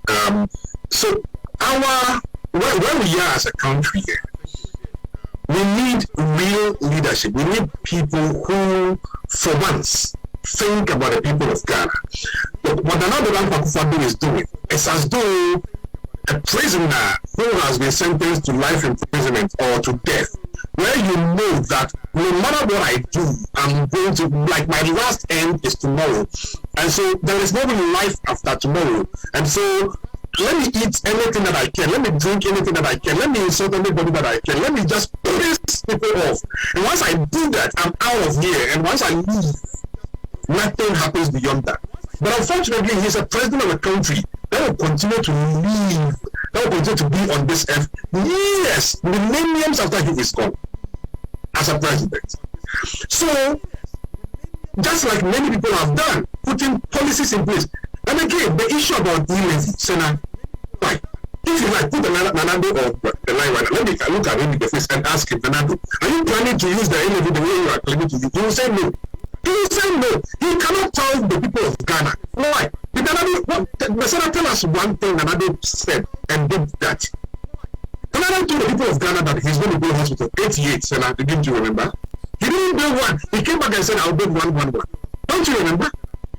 I'm telling you, the man who promised God that he will build a church for him, but he didn't even do it. You think Nanado has any plan to use the e-levy the way they are claiming that they will use it for? And by the way, Sena, have you not heard that the e-levy is supposed to pay contractors? Have you not heard that the e-levy is supposed to pay salaries? Have you not heard that the e-levy is going to deal with solve all our problems in Ghana? Why? How much is our even income, salaries? But even e-levy alone going there, are we going to be left with anything? Even if e-levy alone paying contractors that we owe them today, is it going to pay anything? But in the midst of all of this, those people, while the government was begging us, the people of Ghana, that we are struggling, the government system is going wrong, we are not able to get this thing done. Ronaldo is just booked a new flight and he's just moving country to country and just go back to the country. Absolutely no decency. So now, why? Don't you remember in 2017, Ronaldo appointed 125 ministers? What did he tell us? So now, he said, give me time by the end of my term of office, which is 4 years, by the way. That was supposed to end in 2020. That by the end of my tenure of office, if the ministers that I've appointed did not produce did not show productivity, then blame me. At least. And many of us said it. But you see, if you claim the country was broke, post John Mahama, who takes over a company that is broke and appoints more directors? No human being does that. So first of all, no, the country was not broke then. The fact that we appointed new ministers, extra ministers, mean that we have money enough to pay them. And the people of Ghana were screaming that no, too much ministries, break it down, dig it down to smaller units. And I said no, it is the output that matters. And you said we get this castle, this is common again. Now, yes, I was a deputy governor before. I know the money is there. Yes, the money was there. You came and met the money. You took so much in notes, and still you have nothing to show for it. And now you're telling the people of Ghana that e-levy, if for nothing at all, Sena, why? Didn't we see that? Don't we know that today, for which I believe many people in the US, it's not such a bad idea. The dollar is so strong against the cedi. And the people of Ghana are suffering. And this is the president and his government. Ronaldo, he said, if he was NBC, that the dollar was $1 to 2 Ghana cedis, he would have apologized to the people of Ghana and said it is unacceptable. But the macroeconomic structure that Mahama put in place were working into any part of their government. So he said, the dollar, we have arrested the dollar. The IGP has a key. The same dollar today is gallivanting on the street of Accra. And then the people of Ghana have no apologies to offer to the people of Ghana. And here we are. Ronaldo and his ministers, over 56 V8 filled with petrol that we don't have. And went to Cape Coast. This is where we are. This is the country that even if we chose that today, the president chose that today, that day, no minister should drive. That amount of money, we will use it to do something small. Even if we have used it to do parks for our children on children park, we have been far better. So going forward, we need real leadership. Clearly not Nanado Baumiala leadership. This is a bad idea.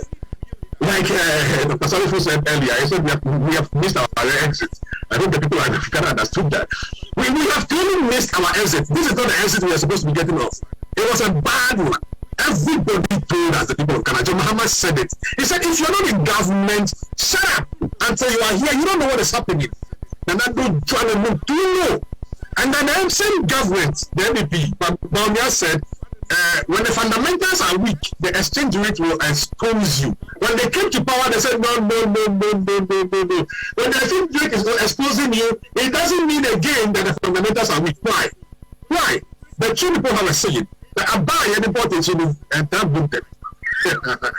And what they do about the people of the Ghana are saying, asking the same questions, and all the MPP is doing is that give us more, feed me more, give me more. And Sena, we all know if the MPP is willing, they should open up and let's see. All the loan that we have taken, if the monies were even spent in Ghana, and I'm saying that if the corruptions happened in Ghana, the monies were even spent in Ghana, so that our economy would have been stronger, our city would have been stronger. But here lies the case that we are borrowing so much money, and the money is not being spent in Ghana. So I'm saying that again. We are borrowing so much for the people of Ghana, on behalf of the people of Ghana, but the money is not being spent in Ghana. And because the money is not being spent in Ghana, our city continues to be very weak, and the dollar continues to be very strong against the city. And that is the problem that we are having. So we need real leadership. Just like Lee Kuan Yew said in 1965, he said, look, at the end of 45, Lee said, I'm going to run this country, and for 30 years, we will see no country doing better than this country. He took a country in 1965, 5 million people, and just decided that we are going to shut down the slums. Look, in 1965, the rivers in the slums in Singapore were worse than the Dor River. But the people just decided attitudinal change that is preached to them by a leader who decided that, look, we are all going to tighten our belts. And by the way, they made corruption criminal offense. Corruption was real criminal. The thing that, this is why when the people of Ghana are telling Nana that you can't use your cousin for this office, you can't use your cousin for this office, it is an issue of corruption. So now, how can Nana jail the finance minister? How can you jail your own brother? How can you jail your cousins? Nana Afel is coming with his brothers and sisters, but he cannot even see anything happen. Even though the people of Ghana can clearly see the issue that Salifu was talking about with the banks. Why? Don't we know that the only reason why the banks are being collapsed is so that we make data bank big? The only reason is to make data bank big. We all know that today the people who are consultant to our loans is Dubai and our finance minister. They are companies. Today, that is the only, if you want to be a leader in the lending market of Ghana, you need to kowtow to these people. That is the only way out. And so when the likes of Command before decide that no, we will not, then of course we will destroy a bank. We will be selling on them heavily. Command before has won cases upon cases. Why? Look at Paco. So that is the only way to handle a bank. Over 300 of his pickup just left to rot.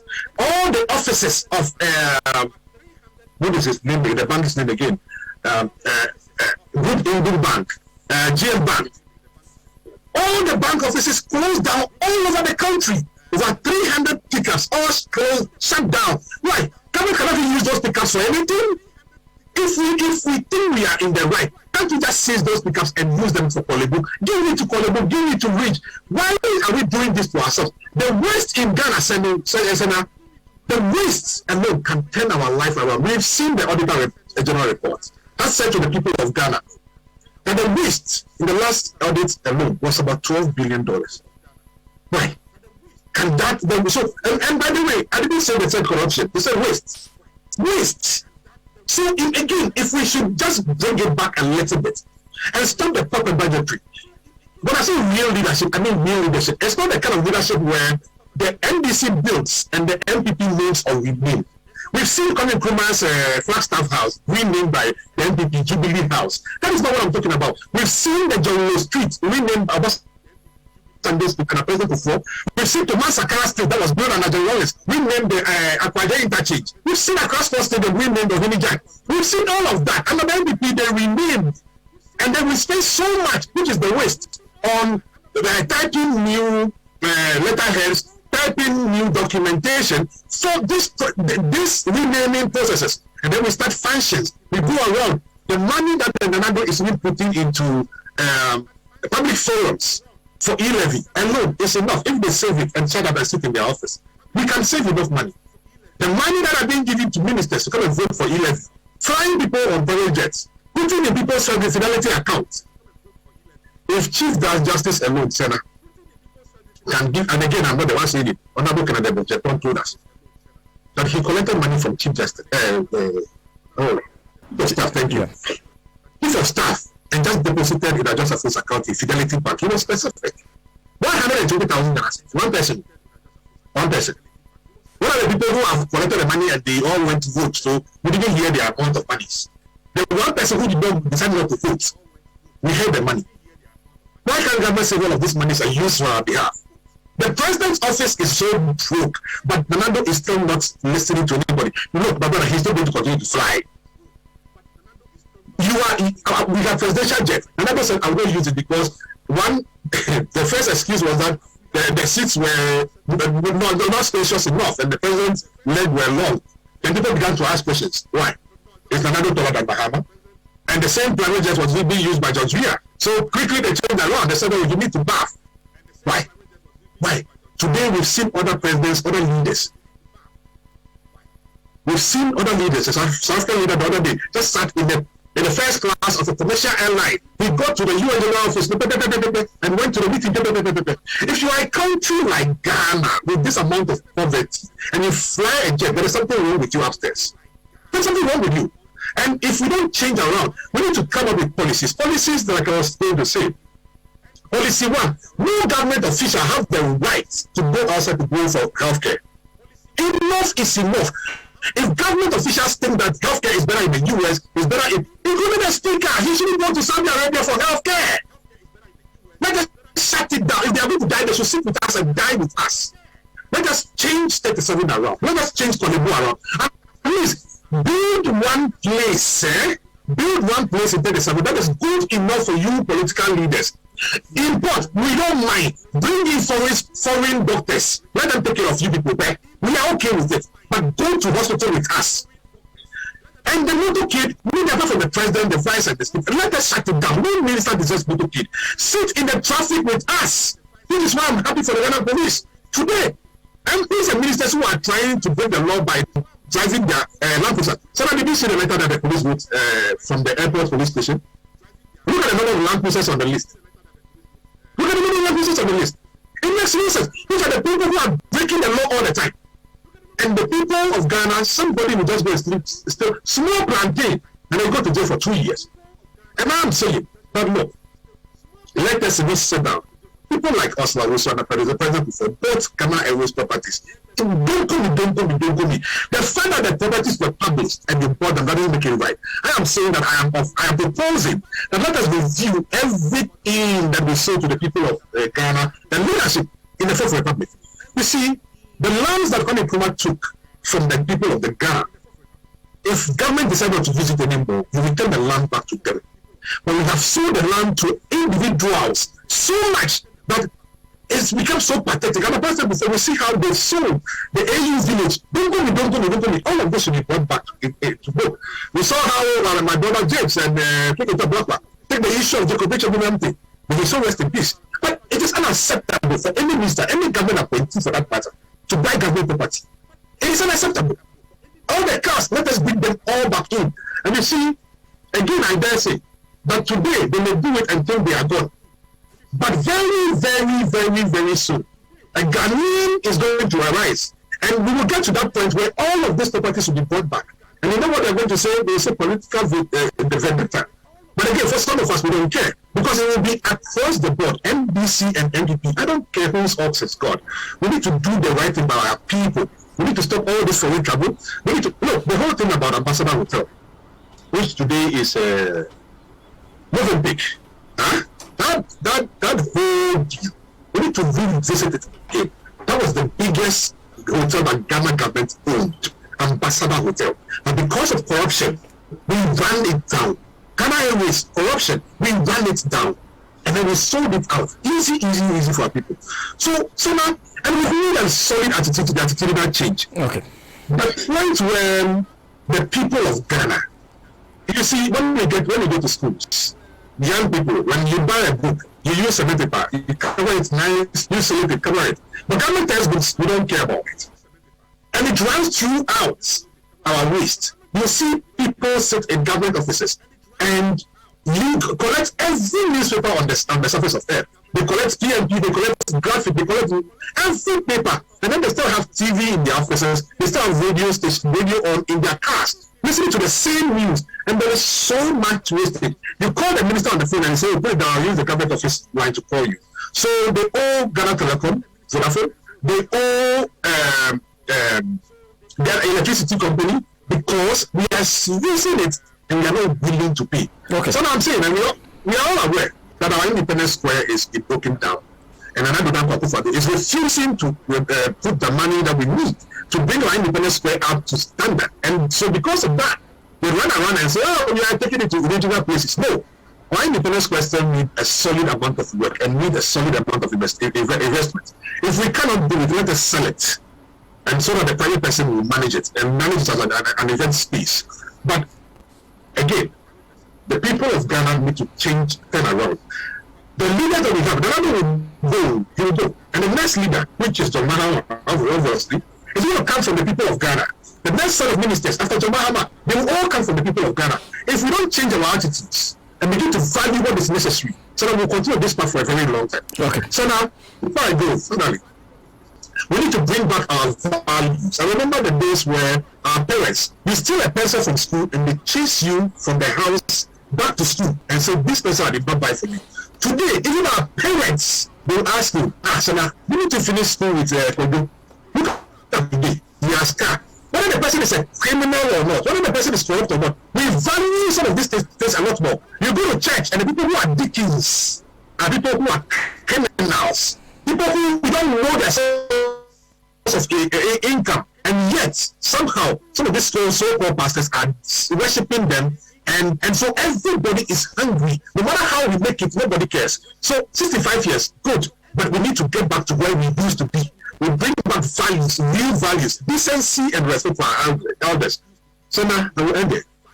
Thank you. So let me then jump to Dr. Gbensuglo. I hope you can hear me.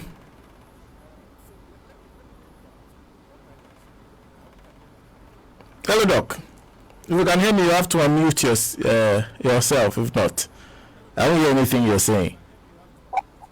I can hear you now. Fantastic. Hello? Yes. I can hear you, and I hope you can hear me. Yes. Okay. So I can hear you too. Yes. I wanted to take your thoughts on our current circumstances. Everybody is thinking about 2024. Is that the only way we can get some redemption? Because we have 3 years to go. Yeah. Come on. I was asking. Hello? I was asking. Can you hear me, Doc? I can hear you. Okay. So I don't have to tell you about our current circumstances. I'm sure you know a lot about the things that we're going through as Ghanaians in terms of the economic hardships. The proposal from government is the e-levy. Exactly. And they believe that's a solution to everything. Will that work? If that will not work, what should we be looking at? Yeah, so now I will conclude this discussion this way. 65 years political independence. We experienced 27 years political instability beginning 24 February 1966 until 6 January 1993. And 7 January 1993, Ghana was returned to constitutional democracy. So from 7 January 1993 to today, 6 March 2022, we've had almost 30 years democracy, if I may put it that way. And so Ghanaians or political sovereignty resides in the citizens for the period spanning from 93 to today. Same cannot be said of our standard of living. Same cannot be said of our economic development growth. Same cannot be said about living conditions, as you put it. So where do we got it? What went wrong? And what should we do? What Ghana as a nation didn't get it or did not do right? First, as I said, all these discussions surrounding politics, economics for 65 years, for me, I will look at it from just one angle. One seeking political economic system that we are running. What do I mean by that? We are running a system today where political patronage is giving much premium at the expense of democratic institutional development. Then we are also running an economic system where parties fashion out rent-seeking policies to benefit political class, to benefit party supporters, to benefit friends, to benefit businessmen who supported them to power, and so on and so forth. So yes, we got it wrong at this point. Nana 2016 and his running mate then came out with a whole lot of things. People believe in them. Ghanaians gave them political power. Now they are there. Today we are being told without e-levy they cannot even run the country. So what did we do wrong, or where did we get it wrong? First, political leadership, as my two speakers talked about. We have political class whose aim is just to benefit or to run an economy that will benefit them. They are not loyal to the state. They run after political opponents, try to collapse their businesses. They function on policies that will make it impossible for opposition or any individual who has what to do if you do not belong to them, or if you are a business person that is not in their class or not in their books, they will find a way of getting you off. Today, Ghanaians are at crossroad. We are told to pay e-levy. Without e-levy, we cannot move forward. As Protocol was saying, if you are running an economy that you think at a point you cannot even pay your workers, so to speak, we heard it for the past 3 weeks, that in 3 months the government cannot pay workers and so on and so forth. They came out and said that is not true. But we saw that by the end of this month, people were crying they are not being paid and so on and so forth. We were told by one of their own that Chief of Staff gave 120,000 to be given to someone to come. So what we know, that is just one we know, but we don't know what the others, as Elikem was saying. So if you come to power as a leader and you actually want to develop this country, is that the way to go? So for me, as I said, the main problem with Ghana as a country and as a state is not about political independence now. It's about our leadership. It's about the way we run our political system. It's about the way we run our economic system. So until we move away from this patronage and rent-seeking economic policies that we see our politicians and political leaders function out every 4 years, I'm sorry, we will continue to mark that. So when we saw some leadership that is in the way having Ghana at heart, we saw that in Kufuor in the way, we saw that in Atame, we saw that in Rollins. Rollins started between 1983, when he rolled out economic recovery program. We have achieved some sustained growth. Though we experienced stagnation and slow growth and things and so on and so forth. But I think that we have made some gains, but of course, what we are facing now as a nation is the main problem is just the corruption. So, like Professor Atuga said, the problem is not paying e-levy, Sena. If I know that I pay e-levy and somebody will not steal, why won't I pay? A whole lot of policies have been collected every single day, but we don't know what the money is being used for. Borrowing left and right, like my colleagues mentioned. borrowing. You cannot. I mean, our government cannot boast of. Just like if what is talking.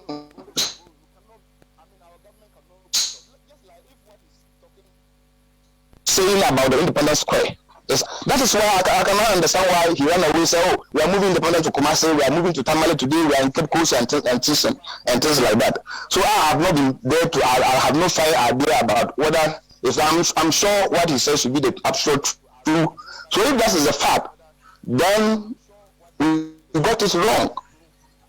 So will Ghanaians be ready to pay e-levy for a politician to just go and run his business? Sena. So from now to what they call it, 2024, all parties seeking political power, the NDC, the CPP, I think that they should come out with a framework, either from party manifesto or whatever. They should look at how, as I will put it, always development plan. The NDC should still go back for their 40-year development plan that they have started. Other parties can also initiate same, so that we put it together. Maybe the government can also join hands with opposition. Then together we put in place a development framework, so that 2024 MPP party manifesto, the NDC party manifesto, CPP or other parties, they should all fashion out their policy from the framework. Otherwise, if CPP should come with their NDC, CPP, and PLC, MDC, and MPP, these are all rent-seeking policies our leaders or parties have been fashioned out from 1966, and we have not gotten to the level we want as Ghanaians. So, for me, my conclusion on this, Sena, is that we should move away from this rent-seeking political economy to an era where we have a framework, a development path, so that the NDC, the MPP, or any other political party, or even independent candidates, can come out with their policies that will actually be in line with the National Development Plan. Anything short for anything that is out of this, from my view, will not help, or will not even help. Don't let me not use even me. Will not help us. It has not helped us in the past, and it will not help us going into the future. So that is why, in the wisdom of John Dramani Mahama and his team, said, "Oh, Ghana as a country, we need 40-year development plan." Okay. That is the way to go. That is how I conclude on this discussion. Thank you. Thank you. So the e-levy and all that, I think, is just a way to extort people to go and build somebody a business empire, and that Ghanaians, we are not ready. Thank you, Doc. Let me give the last word to Dr. Salifu. Of course, you started this. Do you agree with Dr. Alidu? 100%. I think I agree 100% with him. And since we started the discussion, we have innovated the whole thing with complaints as to what has not been done, what needs to be done, and all that. One thing, if we don't do, the system will continue, is to change the government. Like it's been said before, 2024 is going to be a challenging year, because we have someone who has gradually changed every institution in our country and put impediments on the way of opposition to come to power. So it's not going to be easy to get him out. Remember 2008, it took 3 rounds for NDC to come to power. Second round was there, and then third round needed to come before NDC could come to power, despite the unpopularity of the leader at that time. So e-levy for me is not going to cause disaffection to a point where people can change the government, because the government has put a lot of obstacles on the way of opposition. The Supreme Court is still the same as last time. The Electoral Commission is intact. The only thing that changed at the Electoral Commission is the number of bags the lady has. So the police still are the same. the judiciary is not with the opposition. They don't care about the masses. So it's going to technically be a fight that requires leadership. If you go into a battle, it's not the number of ammunition, but leadership is very important. So my plea to Ghanaians is that the fight starts now. Let us begin to lead wherever we find ourselves. Let us begin to alert those institutions that they can't do what they did the last time. Those of us in the diaspora, we have more work to do. One thing people are afraid of is international exposure. Dictators don't like that. That is why they suppress free press. So it's going to be on us to make sure that our senators, our congressmen, all the people who matter here, we let them know that our country's democratic credentials are declining. And we want them to watch, to pay attention to what is going on. So that if there's circumvention of the processes to getting this government change, we can then draw them in. And it's going to take good leadership to do that. It's not going to take a leader whose slaves are severed to do that. It's going to take leaders who work without looking at the clock, who can rub shoulders with the difficult people, who can restore honor and integrity into every institution that will be working towards the change of this government.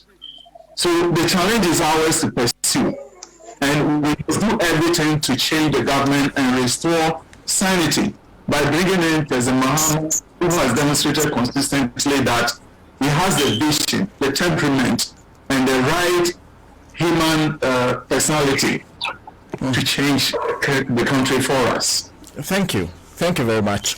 And a big thank you to my panel for today, Dr. Justice Salifu, who is president of Moro Institute of Technology. A big thank you to Kingsley Komla Mortey, an entrepreneur and lecturer at the Jefferson State Community College, USA, and of course Dr. Gbensuglo Alidu Bukari, who is here with me in Ghana, lectures at UDS. Ordinarily, on a day like this, what I should have done was to bring a big cake, we'll cut it, and then I'll send an e-bowl around and take collections from you in the name of Radio Gold, because Radio Gold is 26 years today. But we are getting there. We are getting there gradually to some normalization. I'm grateful to you, gentlemen, for making time to join us today. We are also grateful to you, Sena. Thank you very much for having me. Yeah. One name that all the gentlemen have mentioned consistently, the name of former President John Dramani Mahama.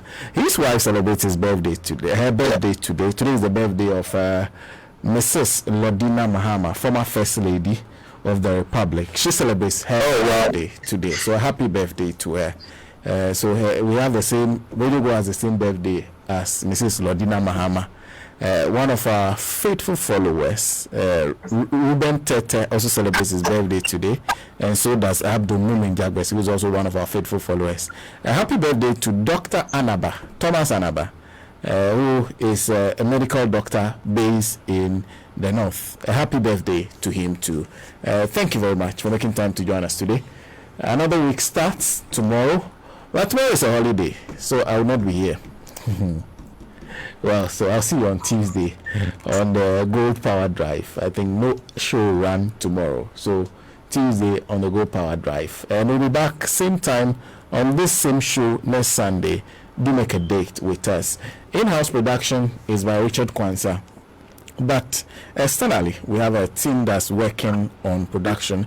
A big thank you to Comrade Richard Ahlija, who leads the team. You heard one of them today, Kingsley Elikem Komla Mortey, Comrade Elijah Timob, Emmanuel Owusu, who does a lot of work, and also to Michael Ahlija, among the others, Ken Johnson, among the others who work on this. Big thank you to all of you. Take care, and a happy 65th Independence Day to you as a Ghanaian. It shall be well, right? That is our motto. So that's all I can say to you. It shall be well. Thank